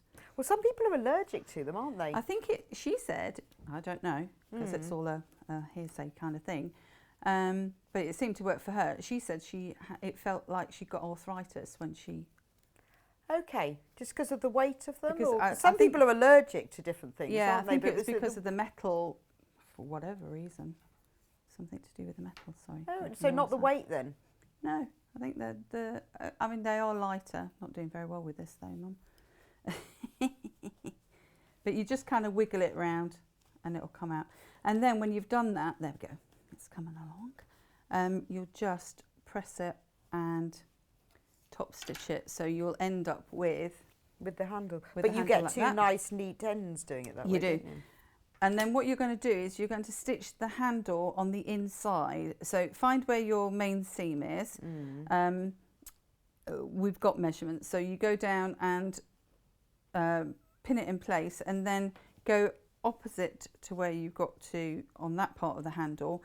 Find 2 darts and go in between the darts. Okay. So if you do want to use it for a plant pot or something, you don't have, this is the stage. This is the point where you would stop. Because the handle's not in the seams, it doesn't matter, does it? It's not kind of part of the construction. It's fine to leave it out. And then all you would do is just follow your top stitch that you've done before. Keep your handle out of the way. Nice. And that's Bob's your uncle. Bob's your uncle. Pumpkin's your pouch. And all the other things. And all of that. Let's carry on. All of that. All of that. It's like a carry-on. So, carry on sewing. Carry on. Why did they never make carry on sewing? I think it's because it's people like us that do it. I think Barbara Windsor would have been marvellous in carry on sewing, wouldn't she? Oh yes. So you actually go across there, and also you go across the bottom of the handle. Yeah. So, but I just so it kind of holds together, and you can see what the finished result is. Lovely. So yeah, there you go. Well, that was brilliant. And the extra patterns that you've got on. Yes. I've made the first 2 that you showed, and I think because they have very similar constructions. Okay, so they have that. So yeah, do you mean by the quilting-y? Yeah, and also the covered seams and the hand, how yes, the handles the inner And I think you could probably get at least one of the big ones and probably 2 of the small ones. I don't know because I haven't done it, but out of the meterage that you've got, I think you probably could. So if you buy the kit for the pumpkins and you pop another couple of the patterns in your basket, I do like the storage pouch. That's like pegs on the washing line, isn't it? Yeah. It's cool. And you've got a little bit of bias binding at the top, so it's slightly different, but it's not horrendous. Yeah. And again, it's the same technique where you've got the covered inside seams and then the sort of the quilted exterior that just gives you that sturdiness. I love them. Love them. I wouldn't know which one to make, actually. I am thinking holidays, though. This would be brilliant to put in your suitcase. Because you know when you're in like your villa or your caravan. And there's never anything to put places. And you all end up with it sort of in drawers, and if you're staying there for a week or so, it's quite nice to get everything out, isn't it? I'm liking that. I like unpacking straight away and getting homey. Yes. Yeah. I was thinking, shall I bring my posters and my duvet cover and a few blankets? Possibly no. Oh, we've just had a question. Is there enough fabric to make all 3 bags? Yes. Yes. Yes, there is, and more. And more besides. So we'll have a quick run through of the kits. So the one that was on my desk is the orange hearts, and which is my favourite. Well, do you know what? It depends what I'm doing. I actually think this orange one is my favourite, but I do love the ice cream one. If I was using it for summer type thing, maybe a holiday, but in general, I like this orange one. I like the mustard zigzag. So in this kit, you get the full instructions. You get the mustard zigzag. You get a metre of the orange hearts for merely £28.99. Fantastic price. 3 bags, 2 metres of fabric, and as Jules said, that you have more than enough in here to make all 3 plus more besides. Should we open that one up? There's all the instructions. It's definitely going back in this plastic bag in a minute. I'll leave that there. The one that she's been working with, the one that Jules has been working with is the mint posy one, and you get the instructions. You get a metre of the mint fabric. This one is Kat's favourite, but don't let that put you off. and then a metre of the pale pink spot fabric. And they work well together, so you can have them as you've seen from Jules' demo. On the outside, on the inside, you can choose, or have all 3, some outside, some inside, up to you. Then we'll do the Moda one next. So this one you get the instructions, a metre. This is the very sophisticated one. I think that would be quite nice for a guy's office or something like that. Yeah, wouldn't it? Fill it with all his staplers. Yeah. Staple diet. Staple diet. Then you can have, then you get a metre of the Moda fabric that's got like a sort of a pale terracotta. I wouldn't say orange, it's more of a pale terracotta background. Ochre, maybe ochre? Sort of an orangey colour anyway. And then a metre of the navy mottled. So it looks lovely like that, but it also looks lovely like that, depending on what effect you want to create. And that's the great thing, isn't it? And finally, there's the ice creams in the sun. Ice creams in the sun. I think that's Islands in the Stream. Not Ice Creams in the Sun. Kat is singing Ice Creams in the Sun to Islands in the Stream. Oh, I love that song. Right, Dolly. Yeah. Dolly and Kenny. Yes. So with this one, you get the pumpkin bags pattern. You get a metre of this yellow. Can we get a bit close onto this, Jo? Because I can't really... Yeah, can we have like a little close-up, please? Because from the distance, you can't see that these are ice creams. I can see them. Oh, they're singing Islands in the Stream now. Look, aren't they gorgeous? Because they're just like in little white etched coloured in. They're lovely. Anyway, that's your yellow, bright sunshine yellow. Thank you very much, Jo. Ice cream print with the blue stars. Look at that. They are nice. Sometimes when you put them together, you have to sort of, when you decide which way around you're going to do your fabrics, put them together like that. And if you turn it over, that's what it does the other way. You know, then you get a better idea of how they will go together. So there is a choice of 4 bundles. All you have to do is choose or get all 4. Well, I'm struggling to choose my favourite. I think that's my second favourite. And I think the orange is my first favourite. But if you've already got fabric at home, you can buy just the pattern itself, £6.50. Well, it says it's skill level medium. So I would say you need to have used a sewing machine before. I think it might be tricky without that.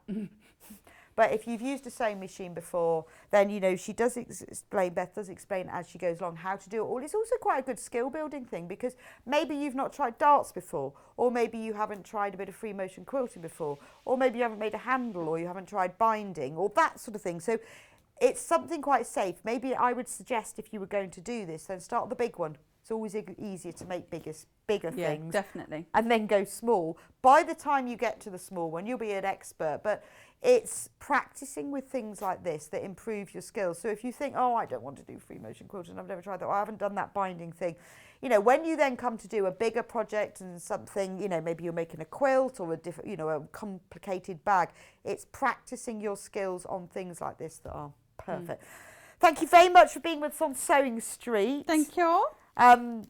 We will see you in a moment for Yes, Yarn I Lane, can't go but home goodbye yet. from Sewing Goodbye. Street. So thank you for joining us on Sewing Street today. It's been a pleasure to have you. We have had so many different products. Please look on the website. Is there anything that you want to buy? Or if you haven't checked out, please don't forget to check out. Maybe it's the William Morris bundle or all the different bundles we've had. So coming up tomorrow on Sewing Street, 8 o'clock. John Scott's back with you at 8 o'clock with Village Fabrics, Tropical Lap Quilt with Yvonne. At 9 o'clock, we've got the Felt Flower Workshop with Cara Ackerman. 10 o'clock, Yvonne is back fabric with her Sew a Row quilt launch, which I'm sure you've seen the videos for. Very excited for that. 11 o'clock, Cara's on with the Patchwork Teddy Bear. And at 12 o'clock, it's Handy Tools. But don't go anywhere. We have Yarn Lane on next. If you're watching on the TV, you don't need to do anything. You can keep the same channel. If you're watching on Facebook or you're watching on the website, you need to go on to www.yarnlane.com. We have got brand new technique to Yarn Lane for you. Obviously, we love yarn. Latch hook kits with wool is the perfect yarn craft. If you have never tried latch hooking before but you want to have a go, our kits contain everything you need. Jules is going to hold your hand step by step to show you how to do latch hooking. And not only that, we have a choice of 8 different kits to cover everything you love. So just pop away, go and get yourself a cup of tea, come back and look at those. Which one do you love the most? Please go on the Yarn Lane website now. They are all on pre-order. We have limited numbers because I had to do that so that I could have lots of different designs. We will be back with you in just a few moments. I think you are going to love this, but thank you for joining me on Sewing Street today.